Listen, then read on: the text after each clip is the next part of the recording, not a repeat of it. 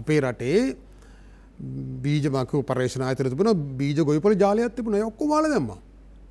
ඒ නිසා ජනාධිපතිතුමා ඒ නියෝගයක් දෙන්න ඕන.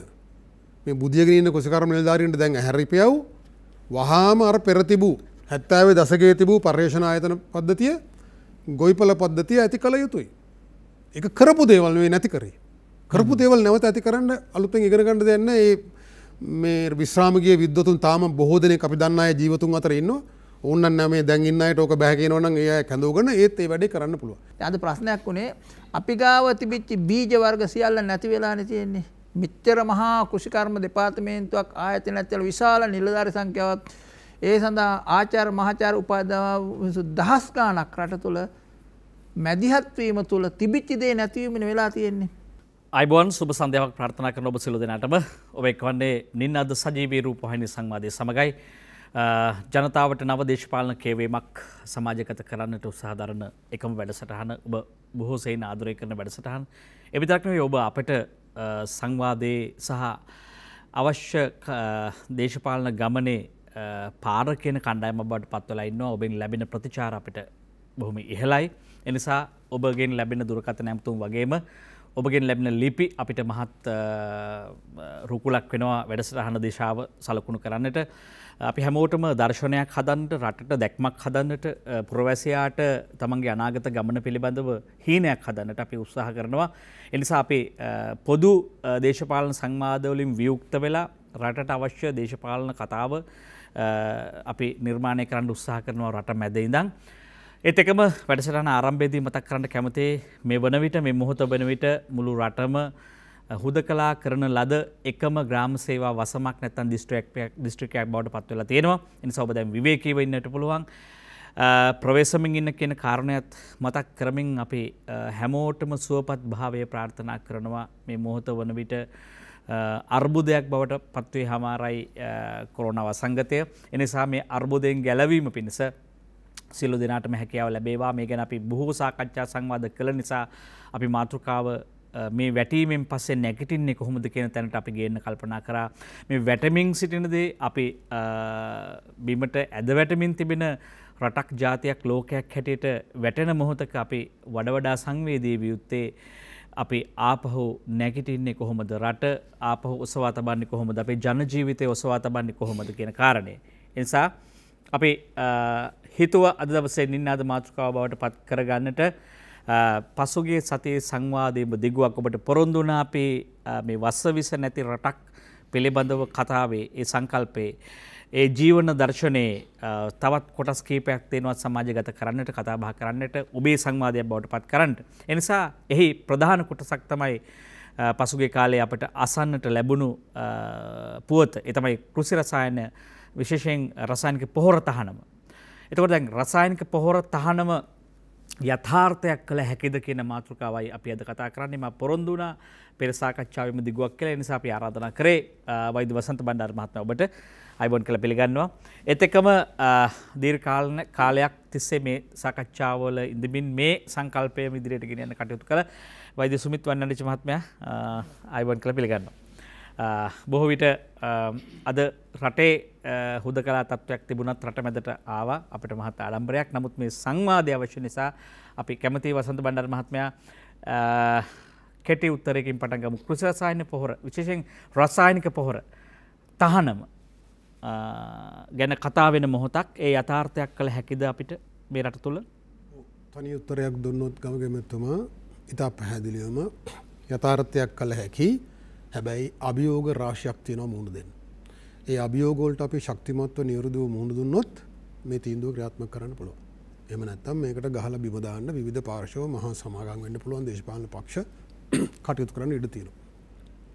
මහජනක පැත්තෙන් දැන් ඔබතුමා මේ වෙලාවේ මේ වසා තැබීම නිසා වෛරසයෙන් දුරස් වීම සහ බේරීම විතරක් නෙමෙයි තවත් අවස්ථාවක් තියෙනවා මිනිස්සුන්ට හිතන්න.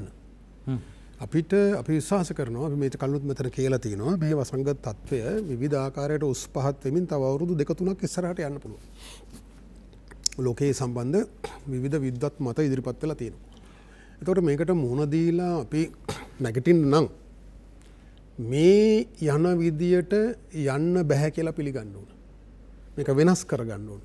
බොහොම බරපතල වෙනස්කම් අපේ ජීවිතවල සහ ආර්ථිකේ කරන්න සිද්ධ වෙනවා. ඒකට හිතන්න අවශ්‍යයි. එහෙම හිතන්න වෙලාවකුත් මේක ඇතුලේ වෛරසයෙන් බේරනවා වගේ දැන් ඉඩ හම්බෙලා තියෙනවා. අපිට මෙහෙම යන්න පුළුවන්ද? අපි මේ ගත කරන ජීවිත මේ වෙනද විදියටම ඒ මොඩලේම ආයෙ තවදුරටත් පවත්වා යන්න පුළුවන්ද මේ වසංගත තත්ත්වයේ ඇතුලේ? බෑ කියන එක ටික දවසෙන් හරි අපි තේරුම් ගන්නවා. ඒ පිළිබඳව විවිධ විද්වත් මතවාද තියෙනවා. එතකොට මේ තීන්දුව වැදගත් වෙන්නේ ජනාධිපතිතුමා ගත්ත තීන්දුව අපි විශ්වාස කරනවා ඒක ඉතාම නිර්භීත ධෛර්ය සම්පන්න තීන්දුවක්.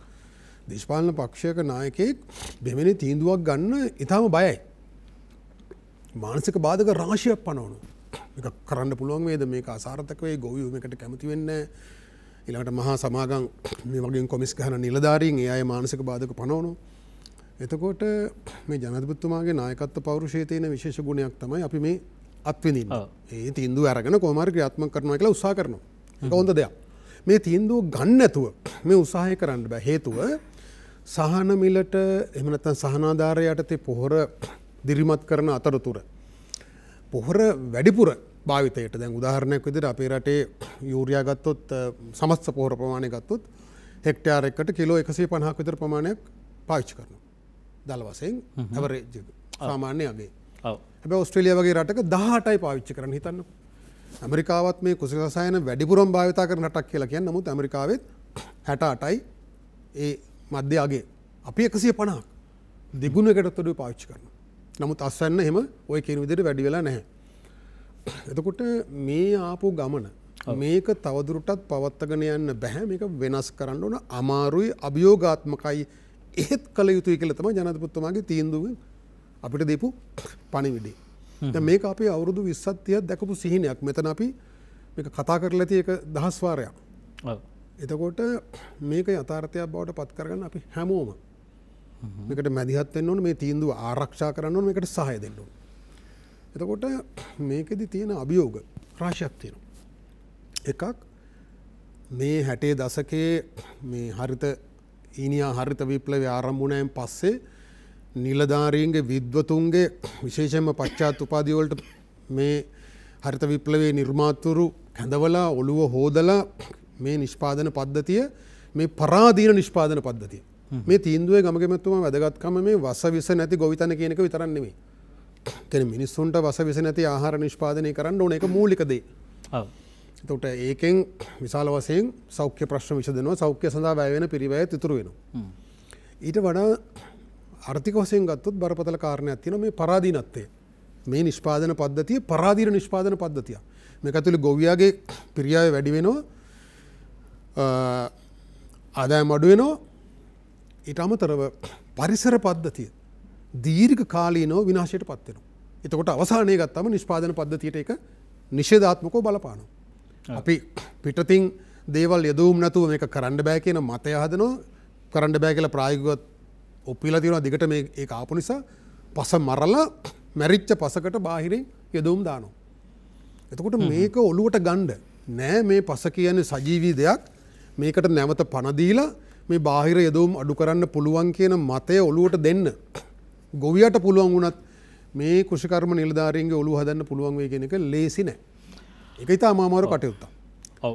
අපි අවසර දෙන්න ඊළඟ වටේදී කතා කරමු. දැන් මෙතන තව ප්‍රශ්න රාශියක් එක ප්‍රශ්නයක් හේතු කොටගෙන පැන නගිනවා. එක්තරා කඳවුරක් කියනවා කෘෂි රසායන සහ විශේෂයෙන් රසායනික පොහොර නැතුව ඉස්සරහට මේ ගමන යන්න බෑ කියලා. තව කණ්ඩායමක් කියනවා රසායනික පොහොරත් එක්ක ඉදිරියට යන්න බෑ කියලා. දැන් අපිට මේ කාරණා පිළිබඳ මහා සංවාදයක් අවශ්‍යයි. මේක තව ටිකක් ගැඹුරට යන්න අවශ්‍යයි. සුමිත් මහත්මයා ඔබ හිතන හැටියට දැන් රසායනික පොහොර තහනම පිළිබඳව කතාපුවත ඇසුන ගමන් බොහෝ අයට එක්තරා කණ්ඩායමක් කරමා කලින් කිව්ව කඳවුරු දෙක ඇතුලේ කණ්ඩායමක් දුක හිතෙන්න ඇති, කණ්ඩායමක් සතුටු වෙන්න ඇති. අපි දන්නේ ඔබ මොනවද හිතන්නේ? ඔබ හිතනවද මේක යථාර්ථයක් කරගන්න පුළුවන් කියලා මේ තහනම? ඔය වසන්ත මණ්ඩාර මහත්තයා කිව්වා වගේ මේක යථාර්ථයක් කරගත හැකි. හැබැයි මේ තියෙන මේ ශනික තීන්දුවත් එක්ක තියෙන අභියෝග විශාල ප්‍රමාණයක් තියෙනවා. කෙසේ හෝ මේක ක්‍රමිකව පරිවර්තනය කරලා විශාල වශයෙන් අභියෝග ප්‍රමාණයක් තියෙනවා. හැබැයි අභියෝග ප්‍රමාණය ජය ගැනීම සඳහා මේක මේ එකපාරට අහසින් කඩා වැටිච්ච දෙයක් නෙමෙයි මේක අපි බලාපොරොත්තුව කවදා හෝ අර සිහිනයක් වෙච්ච දෙයක්. ඒක නිසා ඒ සඳහා සිහිනේ කර තියාගෙන ගිය බොහෝ ප්‍රමාණයක් ඉන්නවා මේ රට තුල සහ ලෝකයේ තුල මේ රසායනික මේ හරිත විප්ලවයේ තුලින් කළෝ මේ රසායනික මත යැපෙන කෘෂිකර්මය ඒක ගොවිතැනක් බවට නැතුව එහෙම නැතුව ස්වභාවික ගොවිතැනක් කරන විදිහට කිරීම සඳහා සම්ප්‍රදාය ඒ රටවල් වල කරපු දේවල් නැවත ස්ථාපනය කිරීම සඳහා ලෝකේ පුරාම ඒ සිහිනයත් එක්ක හඹා ගිහිල්ලා නිරන්තරව වැඩ කරපු මිනිසුන් සංඛ්‍යාවක් ඉන්නවා. අපේ රටෙත් එහෙම කොටසක් ඉන්නවා. හැබැයි ඒක බහුතරේ නොවුනට ඔවුන් අදටත් ඔවුන්ගේ දැනුම ඔවුන් එකතු කරගත්තු අත්දැකීම් විශාල ප්‍රමාණයක් මේ රට තුලත් තියෙනවා ලෝකයේ තුලත් තියෙනවා. ඒක නිසා මේක නොකල හැකි දෙයක් නෙමෙයි කල හැකි දෙයක්. හැබැයි කවුරු හරි හිතනවා නම් යම් කිසි මේ දාපු පෝර ටික නතර කරලා ඒ පෝර වෙනකොට තවත් කාබනික හරි මොනවා හරි දෙයක් උඩින් දැම්මයි කියලා මේ කරන ගොවිතැන් ක්‍රමය ඒ විදිහටම කරගෙන ගිහිල්ලොත් ඒක අනිවාර්යයෙන්ම මේක පරදිනවා. ඒක නිසා මේකදී අර පැරඩින් ශිෆ්ට් එකක් මේක සම්පූර්ණයෙන් මේක ක්‍රමවේදය තුලම වෙනස් විදියකට හිතන සෝබාධර්මයට කිඳා බහ සෝබාධර්මයේ හැසිරෙන්නේ කෙසේද කියන එක මනසේ අඳගන්න චිත්‍රයක් තුල සහ සෝබාධර්මයේ තවදුරටත් අධ්‍යයනය කරන පුද්ගලයෙකුට තමයි මේක ප්‍රවර්ධනය කර හැකි වෙන්නේ සහ මේකත් එක්ක හිට ගන්න පුළුවන් වෙන්නේ. ඒක නිසා මේ 60 දශකයේ මෙහාට දෙවන ලෝක යුද්ධයෙන් පස්සේ යුද්ධයට භාවිතා කරපු පුපුරණ ද්‍රව්‍ය කරන්න දෙයක් නැතුව ඒවා පොහොර වශයෙන් භාවිතා කරන්න බහුජාතික සමාගම් ගෙනාපු දේ මුළු ලෝකෙම වසාගෙන ඊට පස්සේ ඒක භෝග නිෂ්පාදනය තුල යාන්ත්‍රීකරණය තුලින් මහා විශාල නිෂ්පාදන යාන්ත්‍රණයක් හැදීම තුල තමයි මේක ලෝකෙ පුරා විසිරී ගියේ. එහෙත් අදටත් කුඩා ගොවිපළ හිමියෝ තමයි ලෝකයේ මිනිස්සු වැඩි ප්‍රමාණයකට කන්න බොන්න දෙන්නේ. ඒක නිසා කුඩා ගොවිපළ ක්‍රමයට ඉතාමත්ම හොඳ ක්‍රමය තමයි මේ අපි කිව්වොත් මේ ස්වභාවික ගොවිතැන ක්‍රමය මේ අද කතා කරන රසායන ද්‍රව්‍ය නැතුව කරන ගොවිතැන් ක්‍රමය. ඒ ක්‍රමය සාර්ථකව කළ හැකි උදාහරණයක් ගත්තොත් හැබැයි මේක එක සූත්‍රයකින් කළ හැකි දෙයක් නෙමෙයි. ප්‍රදේශ අනුව භෝගය අනුව කරන ක්‍රමවේදය වෙනස් වෙන්න පුළුවන්.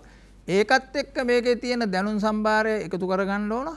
ඒ වගේම නූතන තාක්ෂණය, නූතන දැනුම, සම්ප්‍රදායික දැනුමත් එක්ක මේක එකට හයිබ්‍රිඩ් කරලා තමයි මේක කරන්න වෙන්නේ. මේක යාන්ත්‍රීකරණය කරන්න ජනතාවට මේක වඩා මේ තේරුම් ගත හැකි සහ වැළඳගත හැකි ක්‍රමයක් බවට පත් කරන්න. එහෙම නැතුව මේ කතා කරන දැනටත් මම දැක්කා රාජ්‍ය මාධ්‍ය වල කතා කරනවා යූරියා මෙච්චරක් දාන්න ඕන මේ පොටාෂ් මෙච්චරක් දාන්න ඕන ඒකද ඒ ප්‍රමාණය දාන්න කොම්පෝස්ට් මෙච්චරක් දාන්න ඕන එහෙම කියලා ඒ කියන්නේ ලොකු බින්දුරයක් හදනවා. ඒ කියන්නේ කිලෝ 150ක මුට්ටයකින් දාන්න ටික ගේන්න ලොරියකින් වඩු ගේන්න ඕනයි කියන චිත්‍රයක් වල. ඔව් ඒ විදිහට හිතුවොත් ඒක එහෙම තමයි මේක කරන්න හම්බෙන්නේ. එම මතවාදීමේම වශයෙන් ඒකට ඒ ඇතුල් වෙන ප්‍රවිෂ්ඨ වෙන ක්‍රමයම වැරදි. ඒ නිසා මේක නැවත අලුතෙන් හිතන්න ඕන. පසේ මෙතුමා කිව්වා වගේ පසේ ජීව ගුණයේ ජීවත් වෙන පසක් ස්වභාව ධර්මයත් එක්ක ජීවත් වෙන පසක් ඒකත් එක්ක ගනුදෙනු කර හැකි ඥානනය සහිත මිනිහෙක් ගොවියෙක් අපිට නිෂ්පාදනය කරන්න. ඒකින්ද විශාල අභියෝගයක් තියෙනවා. හැබැයි කළ හැකි දෙයක් අනිවාර්යයෙන් ඒක කළ යුතුයි.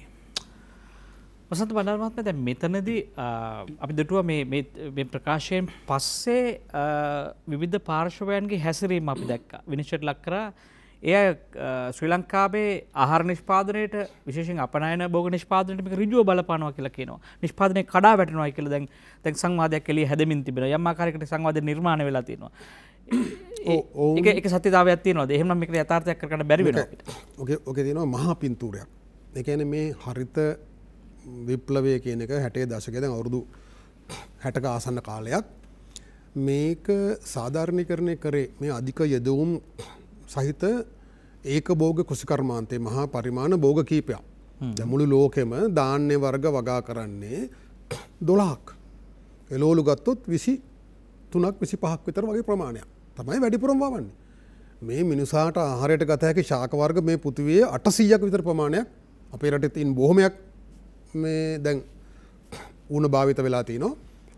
එතකොට මේ ඒකභෝග මේ කෘෂිකර්මාන්තය කාර්මික කරණය ලද කෘෂිකර්මාන්තයේ ඇතුලේ තමයි මහා පරිමාණයෙන් පස හාලා පස පෙරලලා විනාශ කරලා හෝදපාලුවට ලක් කරලා දීර්ඝකාලීනව ජෛව ක්‍රියාකාරීත්වය නැති කරලා පිටින් යදවුම් මත තමයි මේක පවත්වාගෙන ආවේ. එතකොට මේකෙදි මේ අස්වැන්න වැඩි කියලා කිව්වට අපි දන්නවා ඇති වෙන සංඛ්‍යාලයකන තියෙන අපි ගාව තියෙනවා ලෝකයේ මේ මහා පරිමාණ කෘෂිකර්මාන්තයේ අස්වැන්නෙන් 50%ක් අස්වැන්නෙන් 50%ක් ඔබ විශ්වාස කරන්නේ සත්වාහාර සහ ජෛව ඉන්ධන නිපදවන්න ඇල්කොහොල් නිපදවන්න තමයි වායතා කරන්නේ. ආහාරයට ගැනීම සඳහා නෙමෙයි. ඒතර මහා විශාල භූමියෙන් 70%ක් විතර පාවිච්චි කරාට මිනිසුන්ගේ කුසගිනි නිවන්න ඒකෙන් 30%ක් විතර තමයි ලැබෙන්නේ. ඉතුරු 70%ම අර කුඩා ගොවිපළ අපි අර හෙලා දකින කුඩා ගොවිපළ වලින් මේක කරන්න බෑ කිව්වට කුඩා ගොවිපළෙන් තමයි ලෝකයේ මිනිසුන්ට කන්න දෙන්නේ. ඉදිරියදා ආහාර අවශ්‍යතාවය සපුර ගන්න. එතකොට මෙන්න මේ මිත්‍යාව මේ අසන්න අඩු වෙනවා මේක කරන්න බෑ කොහොමවත් අපි දැන් අවුරුදු 60 ගාණක් කලේ මෙහෙමයි කියලා අර මොළසෝදගත නිලධාරීන් ටික ඔවුන් විසින් ඔළුව හදපු ගොවියෝ ටික ඉන්නවා ඔවුන් දැන් කඩුව අමුරාගෙන එනවා. එතකොට ඔවුන්ට මේක පැහැදිලි කරලා දෙන්න ඕනේ මේ කියන ඊනියා විද්වතුන්ගේ තර්ක බොරු ගොන් තර්ක කියලා මේ වෛද්‍ය සුමිත් කිව්වා වගේ දැන් තර්කයක් හදනවා. මේ අර යදවුම් මනස දැන් පොර 150ක් දැම්මනම් කිලෝග්‍රෑම් රසායනික පොර ඒකේ තියෙන නයිට්‍රජන් පොටෑසියම් ෆොස්ෆරස් ප්‍රමාණය ගන්න නම් මෙන්න මෙච්චර මෙට්‍රික් ටොන් ගෝනි 100 ගන්නක් දාන්න ඕන කියලා මතයක් හදනවා. ඒක සම්පූර්ණ ගොන් තකතිරු මතයක්. ඒ අර මතේ ඒ කියන්නේ මේ පස කියන්නේ අජීවී කොන්ක්‍රීට් ලෑල්ලක් වගේ දෙයක්. ඒක උඩට මේ බාහිර යදවුම් දාලා තමයි වගා කරන්න ඕන කියන මේ මූලික මේ පූර්ව නිගමනයේ ඉඳන් තමයි හරිත රෙවොලූෂන් නිගමනයේ තමයි මේ විද්වතුන් කියන අය මේ වගේ ගොන් තකතිරු කතා කියන්නේ. එතකොට ඒවා පරාජය කරන්න ඕන.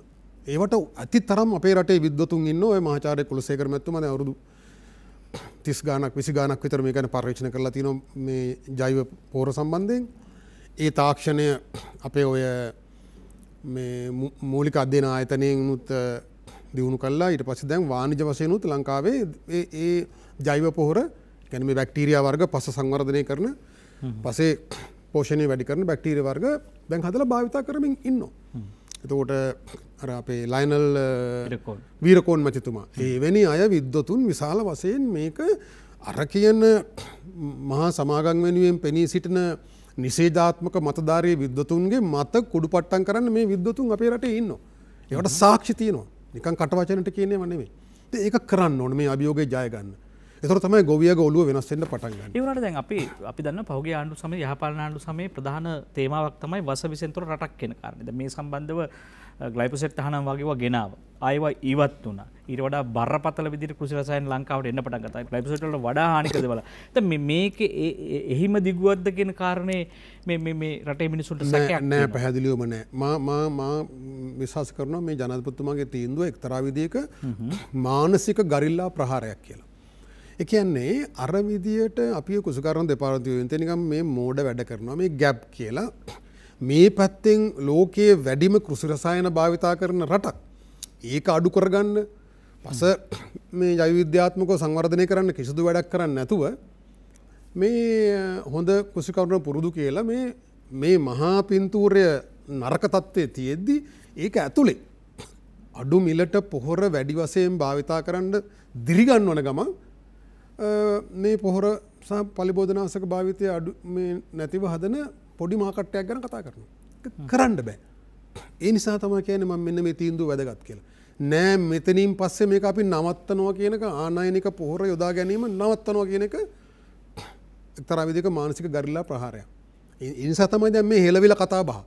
නැත්තම් අර රතන හමුදුරුවෝ ඔය කලින් ඔය අතරින් මෙතනින් පොඩියට කරා වගේ ඔය වගේ පොඩි කාබනික වගා කියලා කුසකර දෙපාර්තමේන්තුවේ ඔය ගැප් කියන ප්‍රෝග්‍රෑම් එක කරගෙන ආවයි කියලා කවුරුත් කතා බහට ලක් වෙන්නේ නැහැ. පොඩි මාකට් එකට පොඩි වෙළඳ පොලකට ඒගොල්ලෝ මේ යම් දේවල් සපයනවා. හැබැයි මේ ජනාධිපතිතුමා මේ ගරිල්ලා ප්‍රහාරය නිසා දැන් හැම පැත්තෙම අවදි වීමක් තියෙනවා. ඒක ඊට හොඳ දෙයක්. මේක ඇතුළේ මේක කතා කරන්න පුළුවන්. හැබැයි මේක ඇතුළේ ඉන්නව තක්කඩි ව්‍යාපාරියෝ ටිකක් ඉන්න පුළුවන් ඉන්නවා කියලා අපි විශ්වාස කරනවා. ඔව්. මේක පාවිච්චි කරලා. අර න්‍යාය ඒ කියන්නේ පිටින් රසායනික පොහොර දැම්මම ඒක නවත්තනවා නම් පිටින් කාබනික පොහොර දාන්න ඕන කියන න්‍යාය ඉස්සරහට ගේන මිනිස්සු මේ ජෛව පොහොර සහ කොම්පෝස් කියන්නේ වෙන එකක්. ඒක ඕගනිකව ඒක ඇතුලේ ජෛව කොටස් තියෙනවා. සහ ජෛව පොහොර කියන්නේ ඒක බැක්ටීරියා කොක්ටේල් එකක්. ඒක පසට මිශ්‍ර කරලා ජෛව ක්‍රියාකාරීත්වය වැඩි කරන එකක්. මේ දෙකම ඕන. පසේ භෞතික තත්ත්වයන් දියුණු කරන්න ඒ කොම්පෝස්ට් යොදා ගන්න ඕන.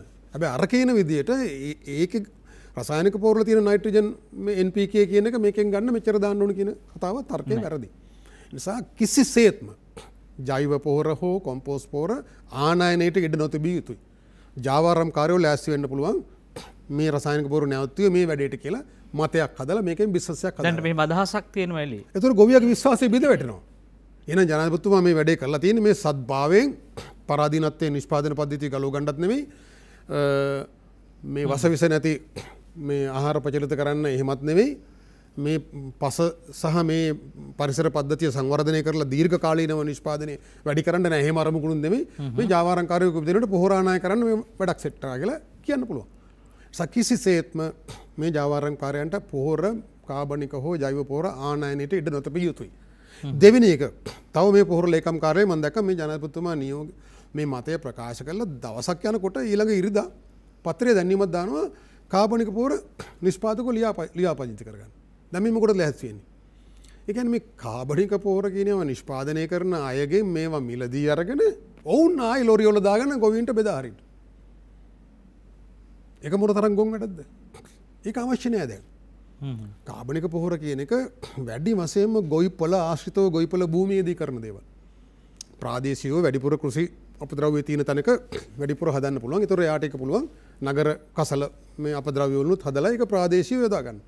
ඒක කොහේ හරි මධ්‍යස්ථානයකට මිලදී අරගෙන එතනත් කොමිසයක් ගහලා ඊට පස්සේ ඒක නැවත ගොවියට සහනාධාරයට බෙදා දෙනවා කියන එක ඒකෙන් මේකට අගතියක් සිද්ධ වෙන්නේ. එහෙම කරන්න හදුවොත් මේක නිෂේධාත්මකයි. ඔව්. එතකොට අනිත් පැත්තේ මම මේක අභියෝග.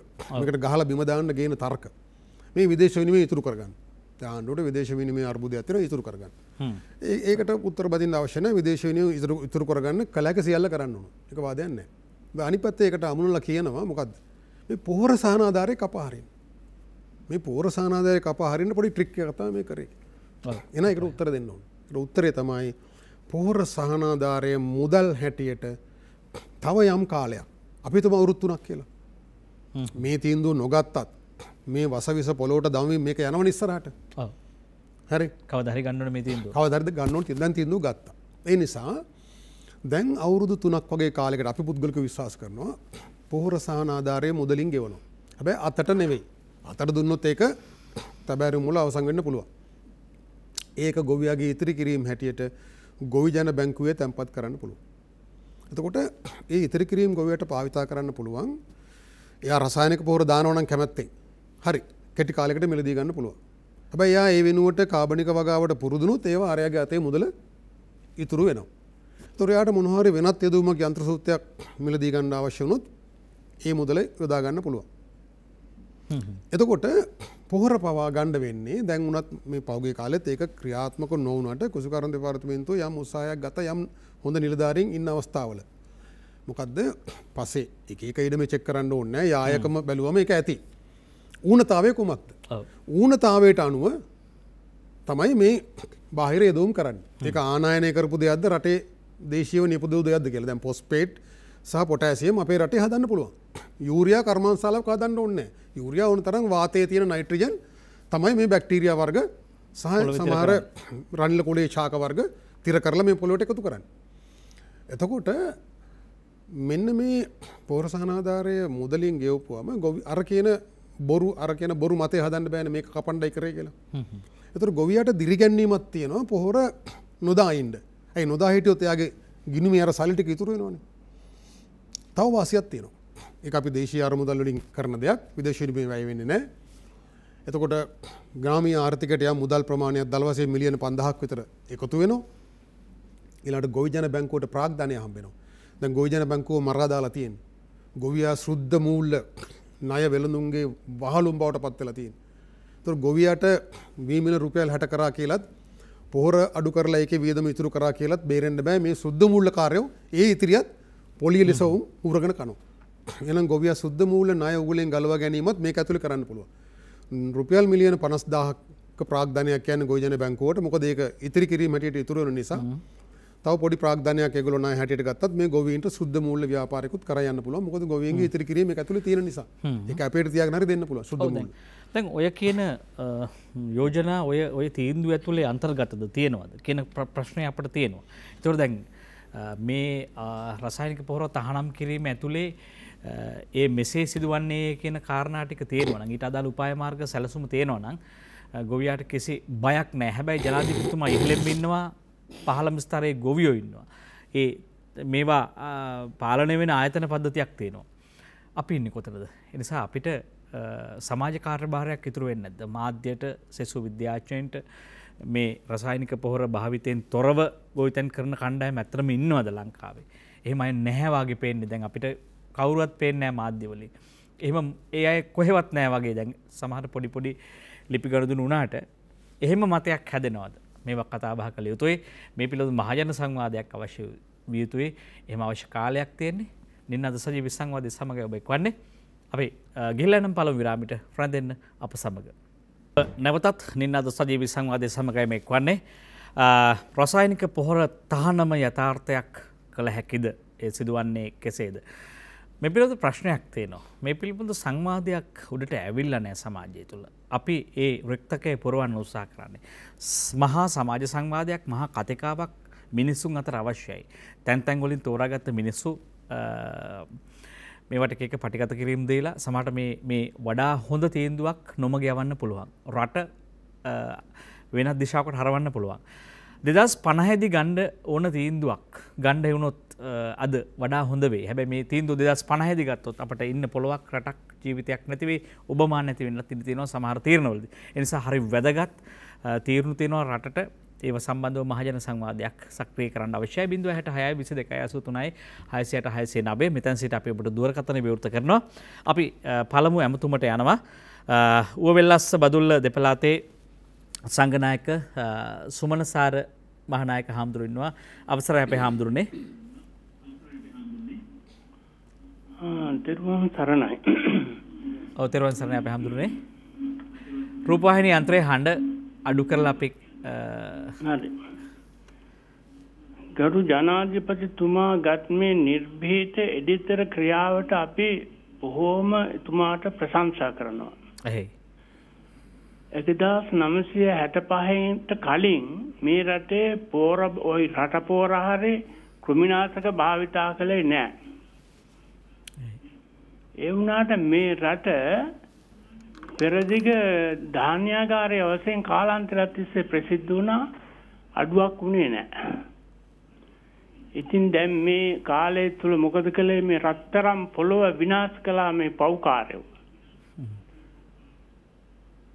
මෙච්චර වටිනා සම්පත් තියෙන මේ රට, ලෝකෙන් උතුම්ම රට අද තාම කනගාටුදායක තත්ත්වයට පත් කළා මේ කාලය තුර බලයට පත් වෙච්ච සියලු දේශපාලනඥයෝ. අද ඩී.එස්. සේනානායක උන්නහේ විශාල වාරි මාර්ගයක් ඇති කළා ගල්ඔය. ඒක හදන්න 7-5ක්වත් ණය ගත්තේ නැහැ.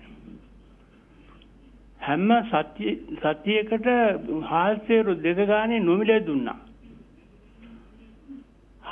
මේ මීහරක් බානක් දුන්නා, අක්කර 5ක් දුන්නා මඩෙන්, අක්කර 2ක් දුන්නා ගොඩෙන්, ගෙයක් හදලා දුන්නා, ගොවිපවල පදිංචි කළා. ඔච්චර හරියක් කළේ කොහෙන්වත් ණය අරගෙන නෙවෙයි. ඒ එතුමා එච්චර ඉගෙන ගත්ත උත්මයෙකුත් නෙවෙයි. දැන් ඉන්නේ මහාචාර්යවරු. නමුත් ඒගොල්ලන්ට වඩා අර ඩී.එස්. සේනානායක අගමැතිතුමා මේ රටේ ජනතාව අතර අදත් හදවත්වල ක්‍රියාත්මක වෙනවා. ඇයි අපේ හාමුදුරනේ? ඒ නිසා මේ ජනාධිපතිතුමා මේ ගත්ත එඩිතර පියවර කොයි ක්‍රමයකින් හරි ආපස්සට යන්නේ නැතුව එතුමා මේ ගත්තේ තුන්කල් බලා මේ රට ගොඩනගන්න ඕන හින්දා. මෙතෙක් කාටවත් බැරි වුණා එඩිතර පියවර ගන්න. එනිසා මේක තමයි මේ රට අලුත් පැත්තකට සංවර්ධන යුගයකට යොමු වෙන පළවෙනි අවස්ථාව නිර්භීත ක්‍රියාව කියලා මම විශ්වාස කරනවා. මේ සමගම මම යෝජනා කරන කැමැති අපේ අගමැතිතුමා පාර්ලිමේන්තුවේට යෝජනාවක් ගෙවනවා ගව ඝාතනය නතර කරන්න කියලා. මේ අපේ රටේ කෘෂිකර්මයත් එක්ක ගිය එක තමයි මේ ගව සම්පත. ඉතින් ඒ නිසා මේක මේ බෞද්ධ රටකට කොහොමවත් ගැලපෙන්නේ නැහැ. මේ කොරෝනා වැදුරුණේත් ඔන්න ඔය මස්මාළු කන්න පටන් ගත්තට පස්සේ ඉස්සර අපේ පැරණි රජවරු ධාර්මික රජවරු මාඝාතක නීතිය කියලා එකක් පැනෙවුවා. කිසිම සතෙක් මෙරුවේ නැහැ, මස් කෑවේ නැහැ. එහෙම ධාර්මික රටක මේ සත්තු මරාගෙන කන්න පටන් ගත්තට පස්සේ තමයි මේ සේරම රෝගාබාධ ඇති වුනේ. මට මතකයි අවුරුදු ගානකට කලින් මේ රටේ එකම රෝහලක් තිබුණේ රටටම. කොයිතරම් අපේ නිරෝගමත් රටක්ද මේක. අපේ රටේ ওই මේ නිදහස ලැබෙනකොට ඒක පුද්ගල ආදායම $29යි. අපිට වඩා $1 එකක් තමයි වැඩි ජපානයේ. අනිත් සේරම රටවල අපිට වඩා පල්ලෙහා මට්ටමේ. එංගලන්තේ පවුමයි අපේ රටේ රුපියලයි එක සමානව තිබුණේ. එහෙව් රටක් අපේ හැමෝම එහෙව් රටක් මේ රට. අපේ හැමෝම. ඉතින් එහෙව් රටක මේ විදිහේ තත්ත්වයක් උදා හරි මිනිහෙකුට මේකේ රටේ පාලන තත්ත්වය ආවේ නෑ මෙතෙක් මට හිතෙන හැටියට. දැන් අපේ මේ ජනාධිපතිතුමා මං හිතනවා මේක හදයි කියලා මේ රට. අපේ හඳුරන්නේ. ඒ නිසා සියලු රටවැසියන් මේ විනාශ කරපු මේ මහ පොළොව අපේ බලන්නකෝ වතුර ටිකක් බොන්න පුළුවන්ද අද? ඉස්සර අපි වන්දනා ගමනක් ගියාම ඕනාතනකින් වතුර ටිකක් බොන්න පුළුවන්. දැන් පුළුවන්ද ඒක?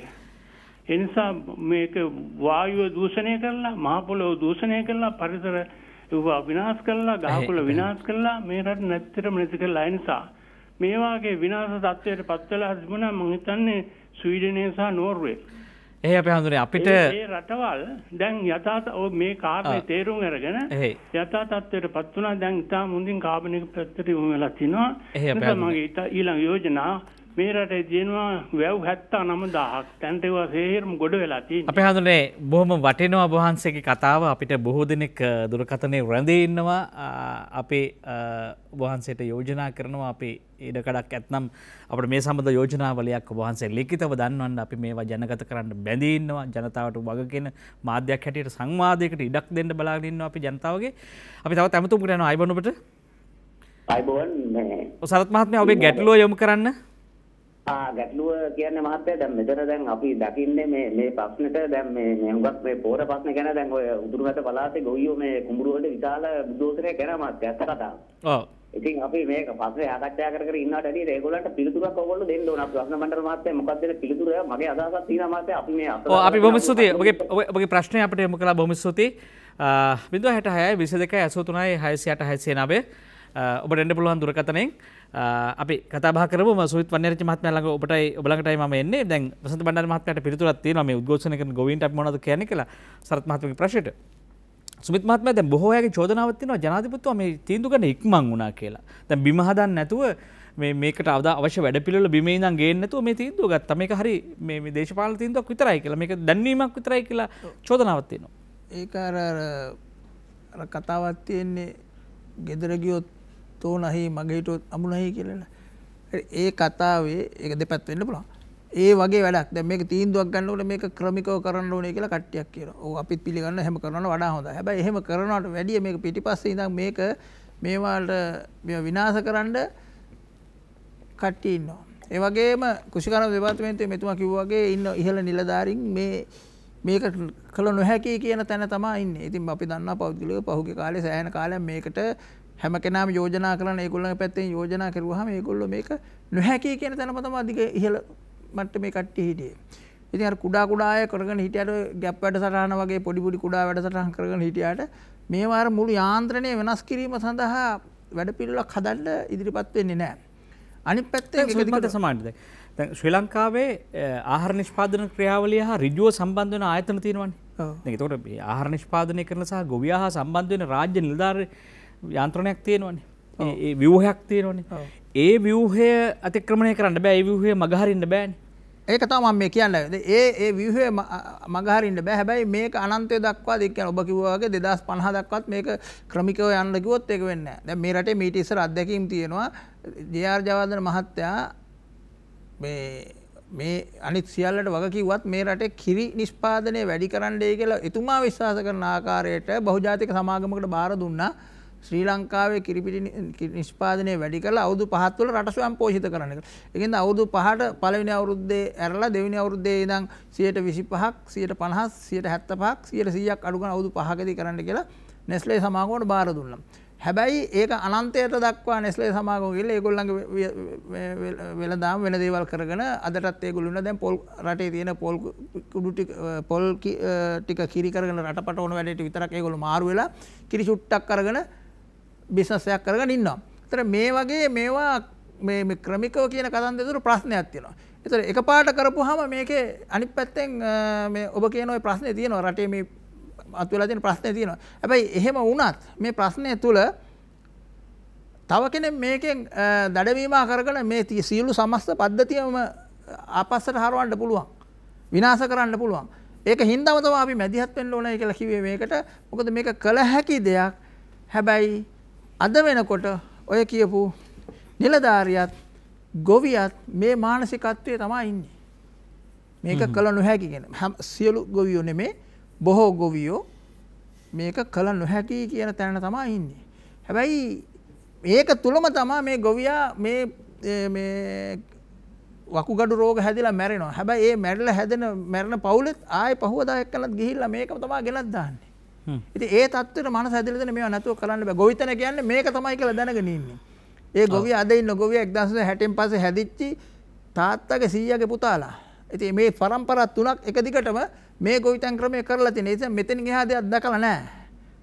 සාමාන්‍ය ගොවියා. හරියට ඒක හිරේ ඉපදිච්ච දරුවෙක් වගේ. හිරේ ඉපදිච්ච දරුවා දකින්නේ මේ හතර වටේ තියෙන හිරේ තියෙන තාප්ප ටික විතරයි. ඒක ඇතුළේ තියෙන කන බොන විදිහට, ඒකේ තියෙන උයන විදිහටයි. ඒ වගේ විදිහට තමයි අපේ රටේ සමස්ත මිනිස්සුන්ට වෙලා තියෙන්නේ. ඉතින් මේක ඇතුළේ මේකෙන් එළියට පයින් ගොවියෝ ඉන්නවා. අපි දන්නවා, ඔබතුමා දන්නවා, හාමුදුරුවෝ දන්නවා. මොහුගක් රටේ මේ වෙනවා. ඒ වගේම මේ නිච් මාකට් එකට කියන්නේ විශාල මේ ඕගනික් මාකට් එකක් කියලා වෙනම තියෙනවා ලෝකේ.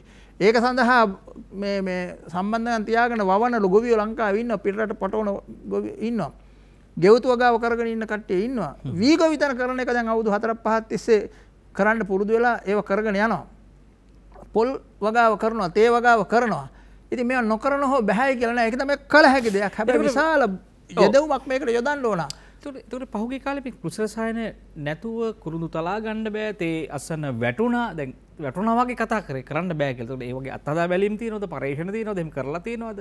මේවා සිතලු විතරද? මේවා පුරෝකතන විතරද? ඊට එහා ඇත්ත එහෙම තමයි. අරක්කු බියු මිනිස්සු ඉන්නවා. ඒකට ඇදලා උදේට වරක්කු නැත්නම් වෙවුලනවා.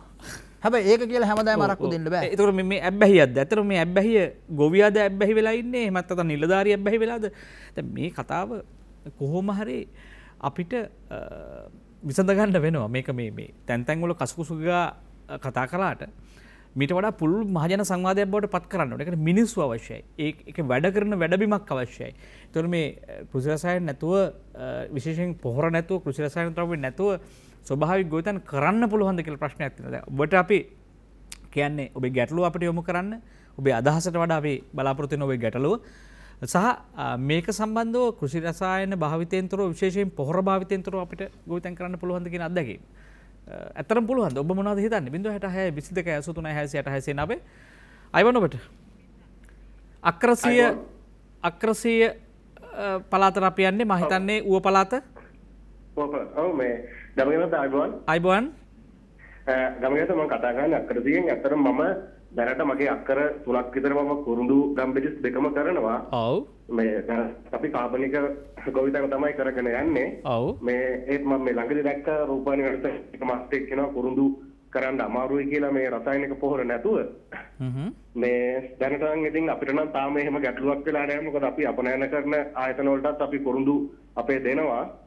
ඉතින් ඇත්තටම අපේ සමහරවිට අපි අපේ වගාවෙම අපි හදා ගන්නවා අපිට අවශ්‍ය ජෛව පොහොර ටික එහෙම. මේ ඒකින්ද මම නම් හිතන්නේ ඇත්තටම මේක මේ කාබනික ගොවිතැන අපිට කරන්න බැරි කම නෙමෙයි. මම දන්න ගොඩක් කට්ටිය ඉන්නවා තේ ගොවිතැනත් කරන කට්ටිය. ඊට අමතරව මේක මම හිතන්නේ මේක එක දේශපාලන කණ්ඩායමකගේ එක මතයක් වෙන්න ඇති මේ කාබනික ගොවිතැන මේ අපිට රටට කරන්න බැරි වෙයි කියන එක ගැන. මේ ඒ ගැන තමයි මට අදහසක් දක්වන්න. මේ බොහොම ස්තුතියි මට මේ කාලය ලබා දුන්නාට. බොහොම ස්තුතියි ඔබට. එතකොට මේ පොහොර නැතුව වවන්න කියන ගොවියෝ කොහෙද? කාගේද ගොවියෝ? ඒ කට්ටිය දේශපාලන අතකොළුද? කාගේ හරි කොන්ත්‍රාත් පදනම මත කතා කරන මිනිස්සුද? වසන්ත බණ්ඩාර මහත්මයා දැන් මෙතන තව ප්‍රශ්නයක් තියෙනවා. දැන් සමහර ගොවියොත් මෙහෙම කතා කරලා කියන්නේ. තව කට්ටියක් උද්ඝෝෂණය කරනවා. ඒතකොට උද්ඝෝෂණ කණ්ඩායම් මෙහෙවනවාද ඒවා වෙන කට්ටිය ගොවියෝ පොළඹවනවාද උද්ඝෝෂණය කරන්න? ඇත්තටම ගොවියෝ මේ සැබෑ උද්ඝෝෂණයක්ද ගේන්නේ? ඔවුන්ගේ නිෂ්පාදනය වැටිලාද? සමහර ගෝයන් ගස් අරන් පෙන්නනවා මෙච්චරයි හැදිලා තියෙන්නේ කියලා. අපිට තේරෙන්නේ නැහැ මොකද්ද මේ වෙන්නේ? ඕ ගංගමතුමා මෙහෙමයි. මේක අර යුද්ධයකදී තත්ත්වය හිතන්න අපි. පහුගිය යුද්ධයේදී මේ අපේ හමුදාව ඉන්නවා, උන්ට ආයුධ තියෙනවා, LTTK හමුදාව ඉන්නවා. මේ දෙපැත්තෙන් ෆයිට් කරගෙන ඉස්සරහට යනවා නෙවෙයි. ඒකට ඒක ඇතුලේ තව කළමනාකරණය කරන්න සාධක රාශියක් තිබුණා. රටේ ආර්ථිකය පවත්වා යන්න ඕන, රටේ ප්‍රතිරූපය එළිය පවත්වා යන්න ඕන. එතකොට සැපයුම් ඒ ලොජිස්ටික් ටික මේ කළමනාකරණය කරන්න ඕන. මහජනයාගේ විශ්වාසය දිනා ගන්න ඕන. දෙමළ ජනතාව කොටිසන් සංවිධානයේ පැත්තට තල්ලු කරන්න නැතුව ඔවුන්ව මැද තියාගන්න ඕන. ළඟට භූමිය නැගෙනහිර පළාතෙන් සිංහල ජනතාව මුස්ලිම් ජනතාව ගහලා එළවන එක වළක්වලා ඔවුන් ගමේ පදිංචි කරලා තියාගන්න ඕන. ඔය වගේ අභියෝග රාශියක් තිබුණා. මේක නිකන් මේ හමුදාවට වෙඩි තීමට අණ දීලා එහෙම ඉස්සරහට ගිය එකක් නෙමෙයි. යුද්ධයේ සාධක රාශියක් කළමනාකරණය කරලා තමයි අවසාන ප්‍රතිඵලය ලබා ගත්තේ. ඉතින් මේකත් ඒ වගේ. මේකේ ඉන්න ගොවියෝ අවංකවම බෑ කියලා හිතන පිරිසක්. අපි ජීවිත කාලය දැන් අර කුරුඳු තල්න ගොවියෙක් කිව්වකවනේ. දැන් මේ අපේ වෛද්‍ය සමිත් කිව්වා වගේ මත්පැන් වලට භෞතිකව මේ ශාරීරිකව මානසිකව නෙවෙයි ශාරීරිකව ඇබ්බැහි වෙච්ච කෙනෙක් හිතනවා ඔහුගේ පිර මට අද ගත්තේ නැත්නම් හවසට මට අහවල් වැඩේ කරන්න බෑ කියලා. ඒ වගේ එක්තරා විදිහක මානසිකවත් සමහරලාට ඒගොල්ලෝ මොනවා හරි වෙනත් තව හේතු රාශියක් නිසා වෙනස් වෙච්ච දෙයක් මේක නිසා වෙනස් වුණා කියලා හිතාගෙන අවංකව කියනවා වෙන්න පුළුවන්. තව පිරිසක් අර කියන අවුස්සලා දේශපාලන වාසි ගන්න එක්ක මේ සමාගම් වල ඉන්න අය නිලධාරීන් වෙන්න පුළුවන්. මේකට ගහලා බිම දාන්න ඕන දේශපාලන පක්ෂ වෙන්න පුළුවන්. මේක අවුස්සලා උඩට ගන්නත් පුළුවන්. තව පිරිසක් වැරදි ක්‍රමවේද අනුගමනය කරලා අසාර්ථක වෙච්ච අය. දැන් පෞද්ගලික කාලේ එහෙම ව්‍යාපෘති ගොඩක් අසාර්ථක වුණා. ඒ අසාර්ථක වුණේ වෙනත් හේතු මත. එතකොට ඒවා අත්දැකීම් නිසා ගොවියෝ අවංකවත් අත්දැකීම් නිසාත් පෙළඹවීම නිසාත් මේකට විරුද්ධ වෙන්න පුළුවන්. ඒව කළමනාකරණය කරන්න තමයි අපි උපාය උපක්‍රම තෝරන්න ඕනේ.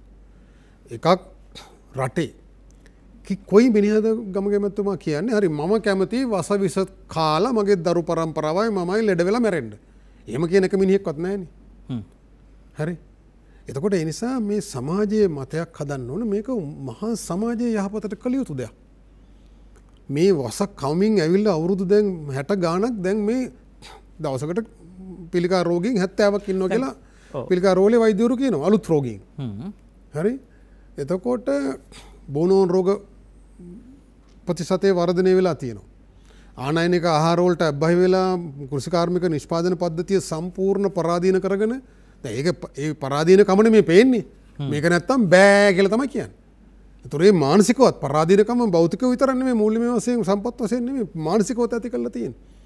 එතකොට මේක අර යුද්ධයේ කලා වගේ මේ සාධක සියල්ල කළමනාකරණය කරන්න. ආර්ථිකයට බලපානවා කියන්නේ අපරායන විශේෂයෙන් තේ වගේ භෝගවලට බලපානවා පොල් වලට බලපානවා. එහෙම ඒවා දැන් අපි යුද්ධයේ කාලෙත් අපි සමහර දේවල් ෂේප් කරගෙන තියාගත්තානේ. මට විසඳන්න නෙමෙයි. මම මේකට උත්තර දෙන්න ඔබතුමා කියන එකට. ඔව් මට හරි. රයිට්. ඇමතුමට යන්න අවසර දෙන්න බොහෝ වෙලා දුරකථනයේ රැඳින්න කෙනෙක්. ඔව් අපි යන්නේ අනුරාධපුරයට සිසිර මහත්මයා ඔබයි අපිට සම්බන්ධ වෙන්නේ. ආයිබෝන් ඔබට. ආයිබෝන්. ඔව් සිසිර මහත්මයා. මොකද තත්ත්වය? ඔබගේ ගැටලු යොමු කරන්න. මට තියෙන ගැටලුව මේ තෙල් නැතුව මේ දැන් කුමිනාශක කෙමිකල් වර්ග නැතුව අපිට ඒකට සැලෙන බීජ නැහැ. අපිට ඒක නැතුව කොහොමත් මේ ගොවිතැන කරන්න බෑ. ඔව්. දැන් ඒ බීජ දෙනවා නම් අපිට ඒ ගොවිතැනට ඔරොත්තු දෙන්න, ඒ ලෙඩ රෝග වලට ඔරොත්තු දෙන්න අපිත් ඒ ගොවිතැන කරන්න එහෙම බොහොම කැමතියි. දැන් මේ කියන විදිහට මෙහෙම කරලා මේ ගොවිතැනෙන් කිසිම ආදායමක් ගන්න බෑ. ඔබ ප්‍රායෝගිකව මේ ගොවිතැනේ නිරත වෙලා ඉන්නවද? ඔව් මම ගොවිතැන් කරනවා ලොකුවටම ගොවිතැන් කරන කෙනෙක් මහත්තයා. දැනටත් ගොවිතැන් කරලා තිනවා එළවලු වවනවා මෙරිස් මාළු මෙරිස් වට්ටක් ආවගේ හැමම එළවලු දෙයක්ම වවනවා. ඔව්. අපිට අත්දැකීමක් තියෙනවද එහෙම අත්දැකීමක් මම අවුරුදු 25ක් ගොවිතැන් කරනවා මහත්තයා දැනට. දැන් මට අවුරුදු 48ක්. නෑ මම විමසන්නේ ඔබගෙන් ඔබ රසායනික පොහොර භාවිතයෙන් තොරව පැල සිටවල නැද්ද? නෑ ඔව් අපිට පොහොර නැතුව මහත්තයා කරන්න පුළුවන් කියන අපිත් පිළිගන්නවා කාබනික පොහොර වලින් යන්න පුළුවන්. හැබැයි කුමිනාශක වර්ග නැතුව නම් කිසිම දෙයක මේ ගොවිතැන කරන්න බෑ.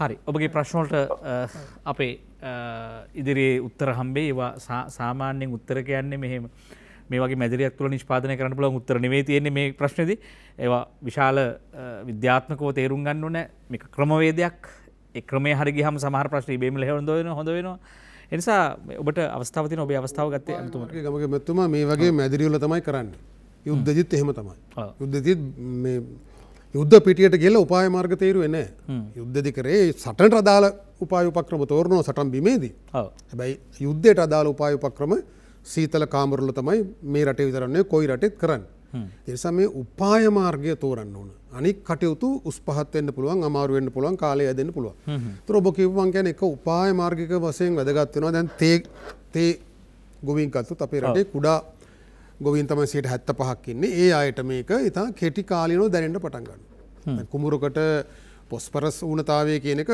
ඊළඟ කන්නේ තමයි දැනෙන්නේ කන්න දෙකකුත් ගිහිල්ලා අපි ඇත්තටම කන්න දෙකක් මේ පොහොර දාන්න ඕනේ නැහැ කියලාත් විද්වතුන් පරිශන කරපු විද්වතුන් කියනවා ඒත් අපි දානවා වතුරට හොදලා ගිහිල්ලා ඒක 150ක් විතර ගිහිල්ලා ගංගාවල ගිහිල්ලා වැව්වල රතු ඇල්ගී හැදිලා ඒවත් විනාශ කරන්න ඒ වැඩේ අපි කරනවා සානාධාර දීලා හරි එතකොට මේ දැන් තේ වගාකරුවන්ගේ මානසික ප්‍රශ්නේ අපි කළමනාකරණය කරන්න ඕනේ මොකද යූරියා නොදපු ගමන් ඒ දාණය වෙන් 80ක් විතර කඳු බෑවුම් වල තියෙනව හොදගෙනම යනවා 20ක් විතර තමයි ශාකයට උරා ගන්න කියලා මම පරිශන දත්ත තියෙනවා එතකොට මේ අයගේ හැබැයි තේ දලු බර අඩු වෙනවා හරි ඒක ඔවුන්ට මේ ඉක්මනින්ම දැනෙන්න පටන් ගන්නවා. නිසා ඔවුන්ගේ විරෝධය එනවා. නිසා අපි ඒ අයට පොඩි සහන කාලයක් දෙන්න ඕන. මෙච්චර කල් කරපු ආපු ගොන්තක తీරු වැඩේ තව ටිකක් කරවට කමක් නැහැ නේ. හරි. එහෙනම් හරි මේක මතම පදනම් වෙලා නම් යන්න ඕන. අපි යම් කාලයක් දෙනවා. අවුරුදු 3ක් විතර හිමීට මේකෙන් මාරු වෙන්න රසායනික පොහොරයි ඔය කියන ජෛව පොහොරයි එකට දාන්න බෑ. හැබැයි ඒකේ ක්‍රමවේදයක් තියෙනවා. ඒ ඌනතාවයට අනුව දාන ගමන් යම් ප්‍රමාණ වලින් අඩු කරගෙන ජෛව ක්‍රියාකාරීත්වය වැඩි කරලා පස සංරක්ෂණය කරන ක්‍රියාමාර්ග ගන්න ඕන. පස හොදා පාළු වෙන තැනක කොච්චර පොහොර දැම්මත් මේ රසායනික පොහොර දැම්මත් ඒක බේරන්න බෑ. ජෛව පොහොර ක්‍රියාවලියත් බේරන්න බෑ. පස හොදගෙන හායන වෙලා යනවනම්. එතකොට ඒ සියල්ල පැකේජ් එකක් ලෙස උදව් කරන්න ඕන, දිරිගැන්වීම් දෙන්න ඕන, සානාධාරයක් මොනවාරි දීලා ඔළුව හදලා මේ කාලේ කරමු. හරි. එතකොට ඒ අතර නිෂ්පාදන දැන් සමහර වතුවල ෆැක්ටරිස් කැමති කරගන්න පුළුවන් මෙන්න මේ බ්‍රෑන්ඩ් නේම් එකක් හදන්න සන්නාමයක් හදන්න අපි වසවිස නැති තේ ඒක ජාත්‍යන්තරවත් පුළුවන් දේශීයවත් පුළුවන් එතකොට මෙහෙමනම් මෙන්න වගාකරුවෝ මෙච්චර ඉන්නවා අපේ ෆැක්ටරියට අපේ ෆැක්ටරියේ අහවල් තේ වල කෘෂි රසායන ද්‍රව්‍ය නැත අපි ජෛව පොහොර විතරයි භාවිත කරන්නේ දැනුත් එහෙම වගාකරුවන් ඉන්නවා එහෙම පිට රටත් තේ යවන ආයතන තියෙනවා එතකොට ඒ වගේ බහුවිධ ක්‍රමවේද වලින් මේ විරෝධය සමනය කරන්න ඕන අවංකව. මේ අයට ඇත්ත ප්‍රශ්නයක් එනවා හෙට උදේට. එතකොට ඒකට එකපාර එහෙම ප්‍රශ්නයක් තිබ්බත් කමක් නැහැ කරනවා කියලා හරියන්නේ නැහැ. දැන් කුඹුරු වල ගත්තොත් එහෙම වී වගාවේදී අර කියන දේ කරන්න පුළුවන්. මොකද්ද? සහනදාරය මුදලින් ගෙවලා මුදල් ඉතුරු කරගන්න පොළඹවලා ක්‍රමානුකූලව කාබනික පොහොර වගාව දිරිමත් කරන්න පුළුවන් අවුරුදු 3ක් විතර කාලයක් ඇතුළත. ඊට පස්සේ සහනාධාර දී යුතුයි කියලා මම පුද්ගලිකව විශ්වාස කරනවා. හැබැයි ඒක මේ යදොම් වලට නෙවෙයි නිෂ්පාදනය අනුව නිෂ්පාදන මට්ටම අනුව ඇමරිකාවේ ඉන්දුනීසියා වගේ දුප්පත් රටවලත් ඒක කරන්න පුළුවන් ගොවියාට සහනාධාර දෙන එක බදු ගෙවන්නන් විසින් කළ යුතු දෙයක් ආහාර සුරක්ෂිතතාවය පවත්වාගෙන යාම සඳහා ඉතින් ඒ නිසා මේකට විශේෂ භෝග ඔය තේ වලට විශේෂ ක්‍රමවේදයක් ඕන හැමෝටම මුළු හැම භෝගයකටම හැම රටවැසියෙකුටම ගොවියෙකුටම එකම සූත්‍රය කරන්න බෑ මක යුද්ධේදී අපි එක එක ජන කොටස් වලට භූමි ප්‍රදේශ වලට විවිධ ආකාරයේ ක්‍රියාමාර්ග ගත්ත ඒවා විසඳන්න. ඒතර මේකෙත් එහෙමයි. තේ වගාවේ අපි යම් කාලය යම් ප්‍රමාණයකට වෙනස් කරනවා. කුඹුරු වල එහෙම බී වගාවේදී එහෙම ආදි වශයෙන් පැකේජ් එකක් ඕන මේකට. අපි බලමු දැන් සුමිත් මහත්තයා දැන් අපි ඇමතුමකට ගිහිල්ලා එන්නම් 0.66 22 83 68 89 රසායනික පොහොර තහනම යථාර්ථයක් කළ හැකිද මාතෘකාවයි කතා බහ කරමින් ඉන්නේ අපිට තවත් ඇමතුමක් තියෙනවා ආයිබෝන් ඔබට ඔව් ආයිබෝන් ඔබේ නම කියන්න පෙන්තරින් තිස්ස කියලා කතා කරන්නේ යුද හමුදා විශ්‍රාමික ස්ථාමතරෙන් කෙනෙක් ඔව් තිස්ස මහත්මයා කතා කරන්න ඔබේ ගැටලුව කරන්න ඔව් ආයිබෝන් ගැටලුව තමයි දැන් මේ එකපාරටම නවත්තලා කාබනික පොහොර යොදාගත්ත පමණින්ම මේ පරිභෝජනයට අවශ්‍ය මේ භෝග නිෂ්පාදනය සිදු කළ හැකිද කියන එක තමයි මගේ ගැටලුව. ඉල්ලුමට එළවලු සප්පේ අවශ්‍ය එකට ඊළඟ සුළු අපනයන භෝග වලට ඒ සියලුම දේ රසායනික පොහොරෙන් යන්නේ ඒ සියලු දේම එකපාරටම කරගන්න පුළුවන් ද ගැටලුවක් නැතුව කියන එක තමයි මගේ මතය. පොහොර නවත්තපු පමණින්නේ. ඔව් හැම පොඩි අදහසක් තියෙනවා ඒකට පුළුවන් නම් වේලාවක් දෙනවා නම් හොඳයි කෙටිම අදහසක්. ඔව් ඊටාම කෙටියෙන් ඔබ කියන්න. ඒ අදහස කියන්නේ දැන් අක්කර 40ක් වවන මිනිස්සයා මමගේ අදහස අක්කර 30ක් ඒකේ වවන්න රසායනික පොහොර වලින් අක්කර 10ක් මේ කාබනික පොහොරින් වවනවා. එතකොට අරකිනු 100ට 70යි අරකට 100ට මේ 30ක් තියෙනවා නම් එතකොට වෙළඳපොළ හරිනේ. එතකොට මිනිස්සුන්ගේ මනසත් හදන්න පුළුවන් ඒක තමයි මගේ අදහස. අපි ඉස්සරහට ඔව් ඉදිරියේදී මෙවැනි යෝජනා මෙවැනි අදහස් ජනතාවගෙන් එකතු කරන්න ඔවුන්ට මේ සංවාදයට සහභාගී වෙන අවස්ථාවක් දෙමු. මේ කෘෂි රසායන භාවිතය ගැන කට්ටිය කතා කරන්නේ. මේ සුමිත් මහත්තයා කෙලින්ම ඔබට ප්‍රශ්නය යොමු කරන්නම්. එකක් තමයි දැන් පොහොර නවත්තපු වමනින්ම අපිට මේ ප්‍රශ්නය විසඳෙනවද කියලා ප්‍රශ්නයක් තියෙනවා. අපි කොහෙන් හරි පටන් ගන්නත් අවශ්‍යයි නේ. ඔබේ අදහස මොකද්ද? මම ඔබේ ප්‍රශ්නයකුත් තියෙනවා. ඒකට දැන් මෙතුමාලා දෙන්නෙක් අහපු ප්‍රශ්න වලට උත්තරය අපි ගත්තොත් දැන් අනුරාධපුරයේ මෙතුමා කතා කරන ඔහු අක්කර 25ක් කරනවා. හැබැයි ඔහුට මේකේ ප්‍රශ්නයක් තියෙනවා. ඔහු කැමැත්ත තියෙනවා. හැබැයි ඔහු පුරුදු වෙච්ච ක්‍රමය තුල මෙතනින් එහාට ඔහුට යන්න හැකියාවක් නැහැ. ඔහු ගැන විචිකිච්ඡාවක් තියෙනවා. ඒ නිසා ඔහු කියන්නේ ඔහුට බීජ හෝ දෙයක් ලබා දුන්නා. ඇත්ත එයා පෝර ගැන නෙමෙයි ඔහු කතා කරුවේ අනිකුත් කෘෂි රසායන. මේක පිළිබඳ යම්කිසි සත්‍යයක් තියෙනවා. ඒකින්ද තමයි මේ රටේ හඳුන්වලා දීලා තුන දැන් ඒක යටපත් වෙලා තියෙන ඒකාබද්ධ පලිබෝධනාශක ක්‍රමවේදය. පලිබෝධ කළමනාකරණය කරන. ඒතර මෙතනදී මේක අධ්‍යයනය කරලා තිබුණා මේ හිතකර කෘමීන් අහිතකර කෘමීන් කොහොමද මේ පාලනය කරන්න කියලා. ඒවට ඒ වගේම ශ්‍රේෂ්ඨ ගොවි පාසල් පැවැත්වුවා. ඒ වගේම අත්‍යවශ්‍ය අවස්ථාවකදී කෘෂි රසායන ද්‍රව්‍ය ඒවා මාත්‍රාවට අනුව භාවිතා කරන ක්‍රමවේදයක් තියෙනවා. ඒතර අද වගේ ඔහේ හෝස් කාලා ගහන එක නෙමෙයි. එනකොට තෙල් ගහලා ගහන එක නෙමෙයි. ඒකින්ද එතුමා කියන එක හරිය ඒක පිළිගන්න ඕනේ. ඒ වගේම දැන් ඔබතුමා ඉස්සෙල්ලා කියපු වෙලාවේ කිව්වා එක්කෙනෙක් කිව්වා කුරුන් තලන්න බෑයි කියලා. ඒතර මෙතනම මහත් එක්ව නෑ කුරුඳු අපි තලන්න පුළුවන් අපි හදනවායි කියලා. ඒතර මෙතුමා කවුද විශ්වාස කරන්නේ? මොකක්ද ඇත්ත? මෙතුමා දැන් කතා කරුවා මෙතුමා බොහොම මේක ගැන පොසිටිව්ලි කතා කරපු එක මෙතුමා කිව්වේ එතුමා කිව්වා දැන් මේක ප්‍රශ්නයක් ඇත්ත තමයි. දැන් මේ හදපු රටට කණ්ඩ හදන ප්‍රමාණය නිෂ්පාදනය කළ හැකියි. අපි මුලදිත් කිව්වේ අභියෝග කියලා තමයි. මේවා මේ ක්‍රොප් ෆේලියර් එකක් මේක නිෂ්පාදනයේ අඩුවීමක් වෙන්න පුළුවන් එකපාරට හැම කෙරුවොත්. හැබැයි මේකට ක්‍රමයේද හොයන්න ඕනේ මේක දුන්න. දැන් එතුමා එක මේ යෝජනාවක් කෙරුවා 3න් 4න් එකක් ප්‍රථමයෙන් කරන්න කියලා මේ කරන කට්ටියට. ඒ වගේ බහුවිධ ක්‍රමවේද මේක තුල තියෙනවා. මේක කළ හැකි කියන කට්ටිය ඉන්නවා. බැහැයි කියනවා වගේම ඒක නිසා කළ හැකි කියන කට්ටියත් එක්ක මේක ක්‍රමානුකූලව අඩු ගානේ අවුරුදු 3ක් ඇතුළත මේක කෙසේද කරන්නේ කියන ක්‍රමවේදයකට අනුගමනය කෙරුවොත් පස නැවත සාධාරණ කෙසේද කියලා කෙරුවොත් ඒකාබද්ධ පලිබෝධනාශක ක්‍රම යාන්ත්‍රණයක් හඳුන්වා දුන්නු රට තුලම මේක කළ හැකි එතෙන්ට යකි. එහෙම අර්බුද තුල එහෙම ආපු රටවල් තියෙනවා. උදාහරණයක් කියලා ගත්තොත් සීතල යුද්ධයෙන් පස්සේ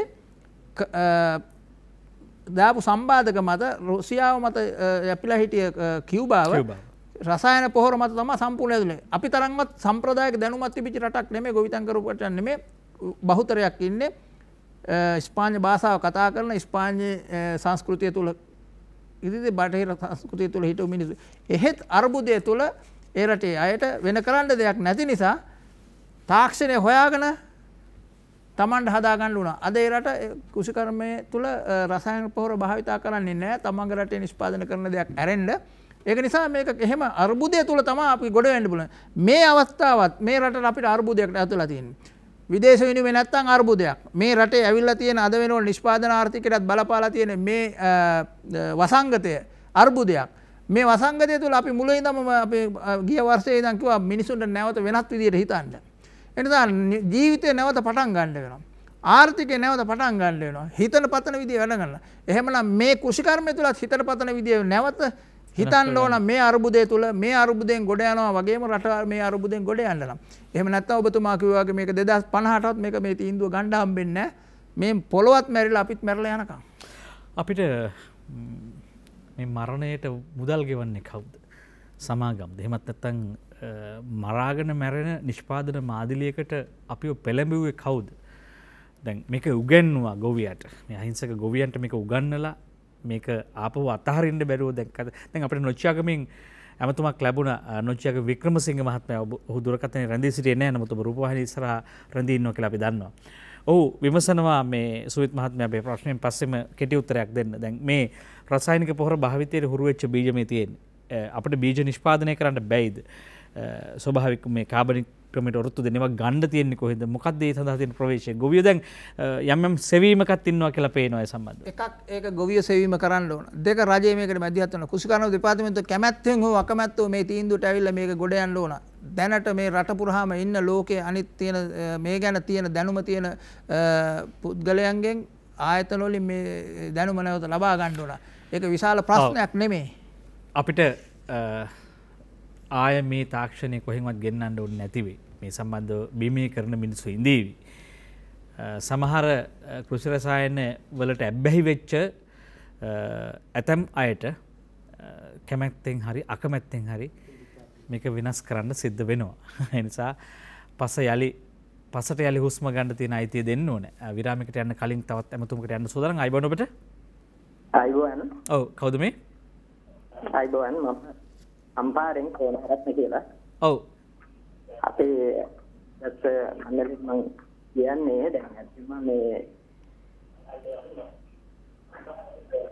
ඔව් ඔබතුමා රූපවාහිනී යන්ත්‍රයේ හඬ අඩු කරලා අපිත් සමග කතා බහ කරමු. හොඳයි. ඔව්. ඔව්. දහසක් වශයෙන් කියන්නේ එන්න මේ ඔව්. පැහැදිලිද? එනහද? ඔව් පැහැදිලි. ඔබතුමා දුරකථනයේ ඔස්සේ අප සමග කතා බහ කරමු. හොඳයි. මෙහෙමද මම කියන්නේ ඇත්තම මේක ඉතාමත්ම හොත් වෙනවා තමයි. ඔව්. ගොඩක් හොඳ යෝජනා තමයි ඔබතුමාලා ඉදිරිපත් කරන්නේ. ඔව්. නම් අපි ඇත්තම මම රාජ්‍ය නිලධාරියෙක් වශයෙන් මම ගොවිතැන් කටයුතු වලට බොහොම වැඩ කරන කෙනෙක්. දැනට ඊවගා හොඳින් කරගෙන යනවා. ඇත්ත වශයෙන්ම දැන් තියෙන ප්‍රශ්නේ මේකයි. දැන් අපි හිතමුකෝ අපි දැන් අපිට දැන් බත් කාලා ඉස්සෙලා අපිට එකපාරටම හිතෙන පුරක්කම් ගන්න කිව්වොත් මාරු මොකද ශාකයක් ආහාර ගන්නවා ආහාරය දෙන්න දැන් එයාට ගන්නවා මේ පොහොර වලින් තමයි මේ වෙන්නේ. ඒගොල්ලෝ එකපාරටම ඒක නවත්තලා වෙන මොනවා හරි කන්න කියලා බැහැනේ. ඒ වගේ අනිත් එක මේක විශාල බලපෑමක් තියෙන ගොවි ජනතාවට ජනා ඉතාමත් මහත්යි. නමුත් මේ රජයේ මම හිතනවා අධිකාරී ජනාධිපතිතුමාගේ රජය අපි මොනවා අමාරුවෙන් බලයටපත් කරගත්තේ ලොකු සටනක් කරනවා. ඉතින් මම හිතනවා මේකම සමහර වෙලාවට හේතුයි ජනතාවගේ දැඩි විරෝධයක් තියෙන ගොවි ජනතාවගේ මේ වගේ පාරක් වෙනස් කරන්න ගියොත්. ඔව් පැහැදිලි. ප්‍රොජෙක්ට් එකක් කරනකොට ඒක පියත ප්‍රමාණය ගන්නේ බොහොම එකපාර කරන්න ගියොත් විශාල මේ ආණ්ඩුව තියෙන වල මොනවා කරන්නද? ඔව් පැහැදිලි. බොහොම ස්තුතියි ඔබගේ අදහස පැහැදිලි. අපි අපේ සාමාන්‍ය පුරුදු වෙච්ච පුරුදු තියෙන්න පුළුවන් මේක සාමාන්‍ය පොදු අදහසක් ඇවිදලා පුරුදු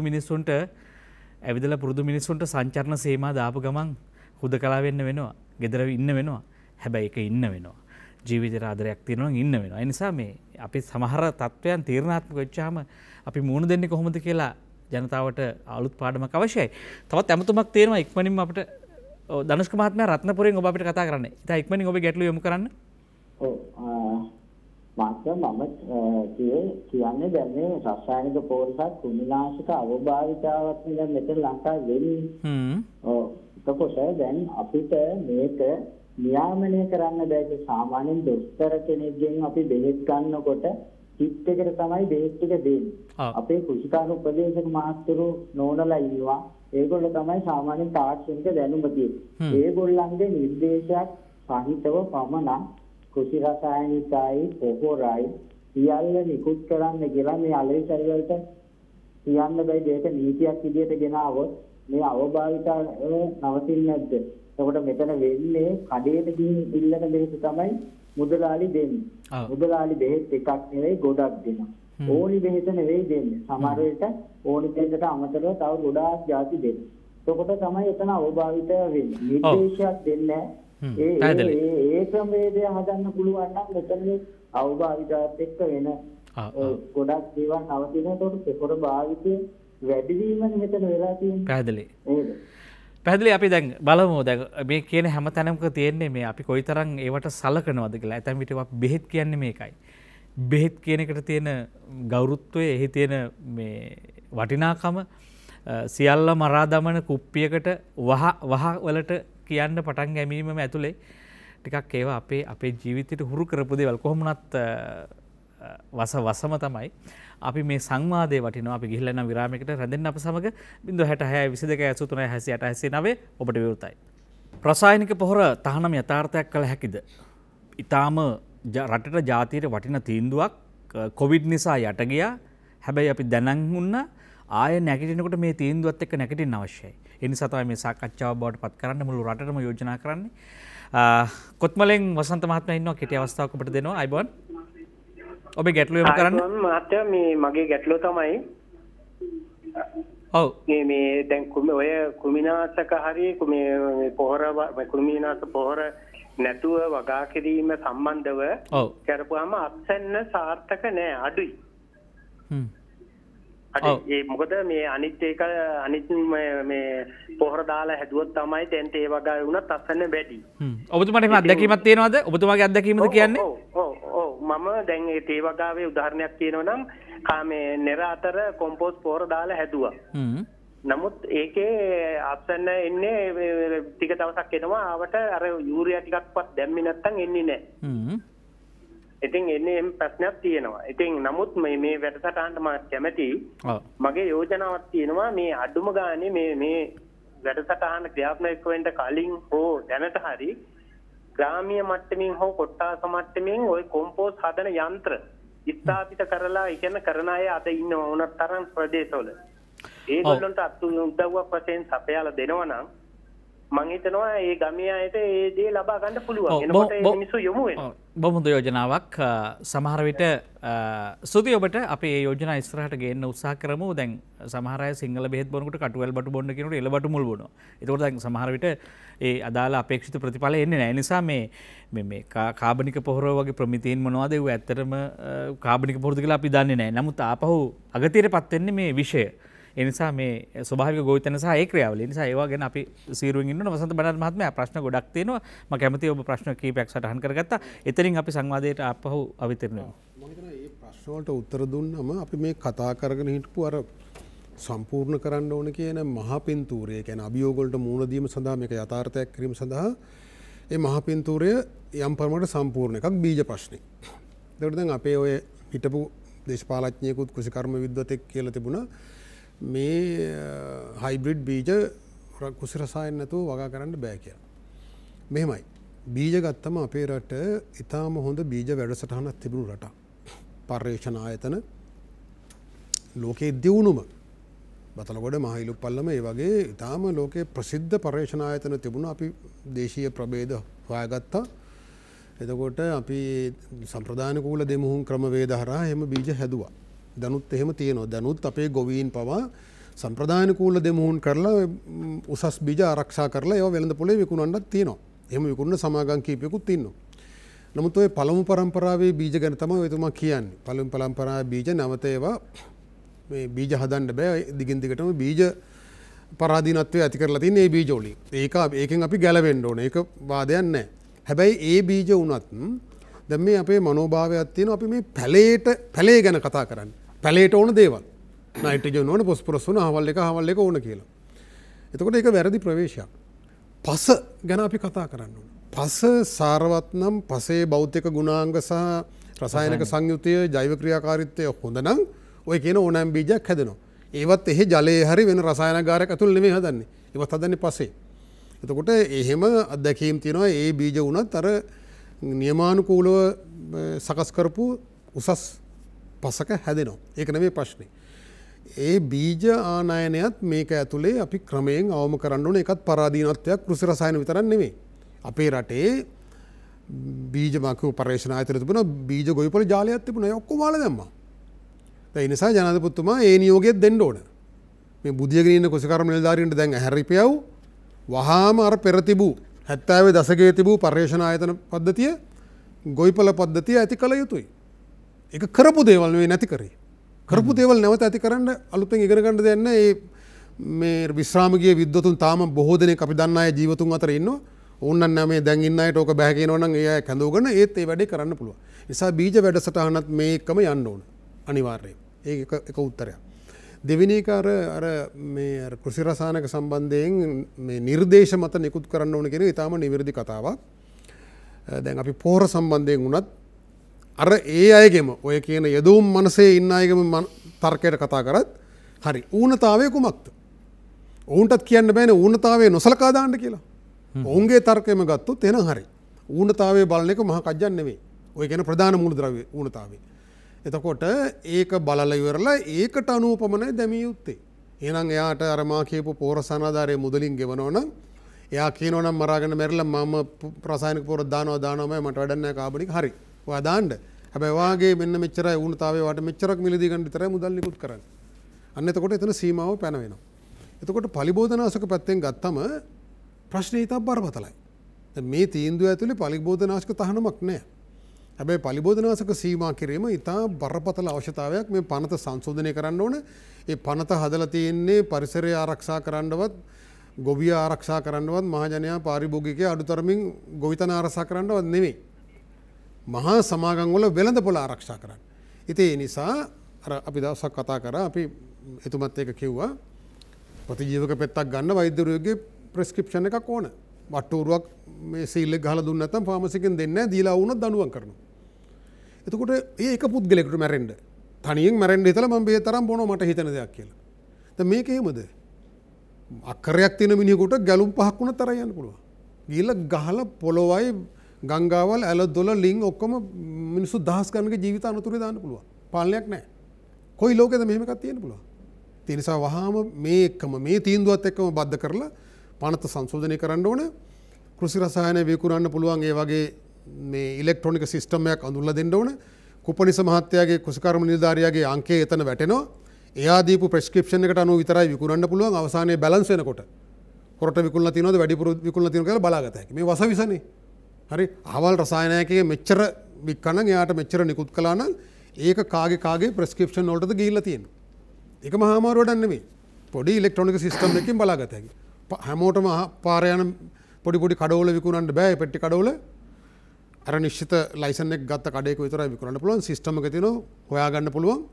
කුපනිස මහත්මයාගේ දැන් ඉන්න කුපනිස මහත්මයා නෙවෙයි ඉස්සර හිටිය මේ කෘෂිකර්ම ව්‍යාපෘති නිලධාරියා ඒක නැති කරලා දැම්ම මේ ප්‍රේමදාස මහත්මයා ඒ ලනුව කාලා ඒකත් මේ විනාශේ මේ අපේ කෘෂිකර්මයේ විනාශ කරන්න මහා සමාගම් වලින් උපදෙස් ගන්න මිනිහෙක් හදලා මහා සමාගම් වලට යදොම් වෙලද පුරුදු කරගන්න තමයි එදා ඉඳලා මේක හැදුවේ. බීජ ගොවිපළ වහපොන්කොම වැහුවා. බීජ ගොවිපළ වල විකුණපොන්කොම මේක විකුණන්න ඇමතියෙක් හිටියා. එතකොට තව ඇමතියෙක් හිටියා ව්‍යාපෘති නිලධාරියා ගෙදර යවපන් ග්‍රාම සේවක කරපන් කිව්වම ඒක කරා. එතකොට මේ ලෝක බැංකුව ඇතුළු අපේ නිෂ්පාදන පද්ධතිය වටලා පරාදීන කරන්න මහා සමාගම් එකතු වෙලා ගහපු සැලසුමට අපේ රටේ ඇමතිවරුම තමයි වැඩ කරේ. අපේ මහා බීජ ගොවිපළවල් විකුණලා දැම්මේ චන්ද්‍රිකා නෝනායි කාලේ. එතකොට හිටපු කුසුකර ඇමති කවුද කියලා බැලුවොත් බලාගතයි කවුද ඒක වික්කේ කියලා. එතකොට මේ විදිහේ කාලයක් තිස්සේ මේ පද්ධතිය කඩාවට්ටලා පරාදීන කරන ක්‍රියාවලිය ආවා. දැන් මේ ගරිල්ලා ප්‍රහාරයෙන් පස්සේ අපි දන්නවා තස්සවාදී කණ්ඩායම් සමහරලාට බෝම්බයක් පත්තු කරන්නේ මොකටද? අවධානය දිනාගෙන සාකච්ඡාවට කැඳව ගන්න. බෝම්බේ ගැහුවම ආණ්ඩුව කියනවා එන්න සාකච්ඡා කරන්න. ඒතර මේකත් ඒ වගේ ජනාධිපතිතුමා දැන් මානසික ගරිල්ලා ප්‍රහාරයක් දීලා තියෙනවා. උඹලා මේ කරන ගොන් තකතිරු වැඩේ තවදුරටත් කරා යන එක නම් මට බලන් ඉන්න බෑ. මේක නවත්තන්න ඕනේ. දැන් හැමෝම හිතන්න පටන් ගන්න අපි වාද කරනවා මිනිස්සු වාද කරනවා බෑ කියනවා හා කියනවා ඔබ කියනවා.